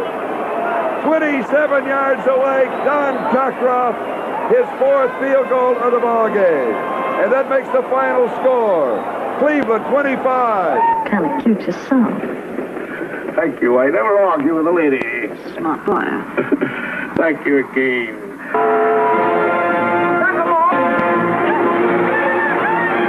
Little Chickadee. She was a liberated lady who could take care of herself, whether the attack was on her person or her vanity. Great new fresh scent. Great new fresh scent. Here's some cleaning news that'll be music to your nose. Lysol deodorizing cleaner's got a great new fresh scent. But it's hard working as ever. Lysol cuts through grease and cuts out greasy smells. Cleans up dirt, clears out dirty odors. Disinfects too. Try Lysol deodorizing cleaner. It's music to your nose. Great new fresh scent. Yes, honey, I'll have a good dinner. I gotta go. Tough case, huh? Tough ain't the word. Perez is back from Kentucky Fried Chicken. I'm starving. Why Kentucky Fried Chicken? It's a hard case. My men deserve a fresh hot meal. Great chicken. Great price. Anything else? His wife will kill him if he doesn't eat right. It's so nice, nice to feel. So good about a meal. So good about Kentucky Fried Chicken. The Bandit is back. It's the Bandit. With 2,000 miles to go, 2 tons of pregnant pachyderm in his truck, and 2,000 cops on his tail. Universal Pictures presents Burt Reynolds, Jackie Gleason, Jerry Reed, Dom DeLuise, and Sally Field in the all-new Smokey and the Bandit Part 2, rated PG. Now playing at a theater near you. The smile on your face is there because you know that your mouth tastes great.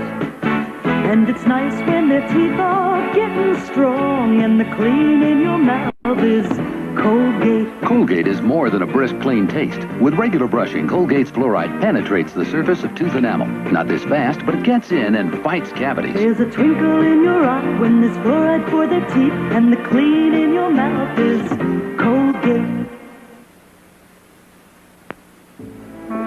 Charles Bogle, Mahatma Cain Jeeves, Otis Cribblecobbleus. Those were his pen names. Cuthbert J. Twilley, Larceny Whipsnade, Ambrose Wolfinger, Egbert Soucy. Those were some of the names he gave his immortal character. Obviously, he was a man with a passion for the strange sounds available to the human tongue. Obviously, he was a man who would go to amazing lengths to obscure his true identity. In a sense, he failed miserably. More and more, he's recognized for what he was, the greatest comedian ever born in this country. But in another way, W.C. Fields succeeded. Because he never once asked for pity or even sympathy, we often forget how human he was. Braggart and con man, drunkard and cheat, those defenses we saw. But his vulnerability, that's missing from our image of him. And the deftness, the delicacy of his art, that's sometimes skipped over too. Let's begin with that.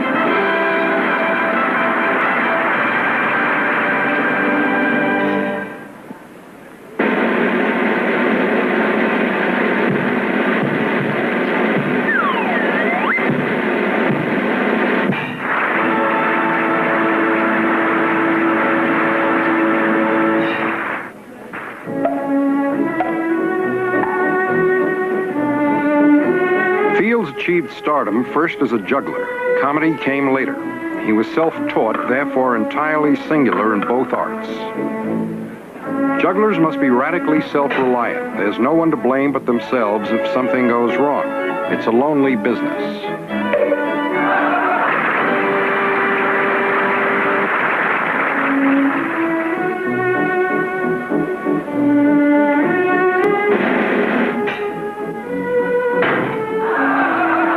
This isolation and the suspiciousness growing out of it that lies at the heart of Fields' comedy.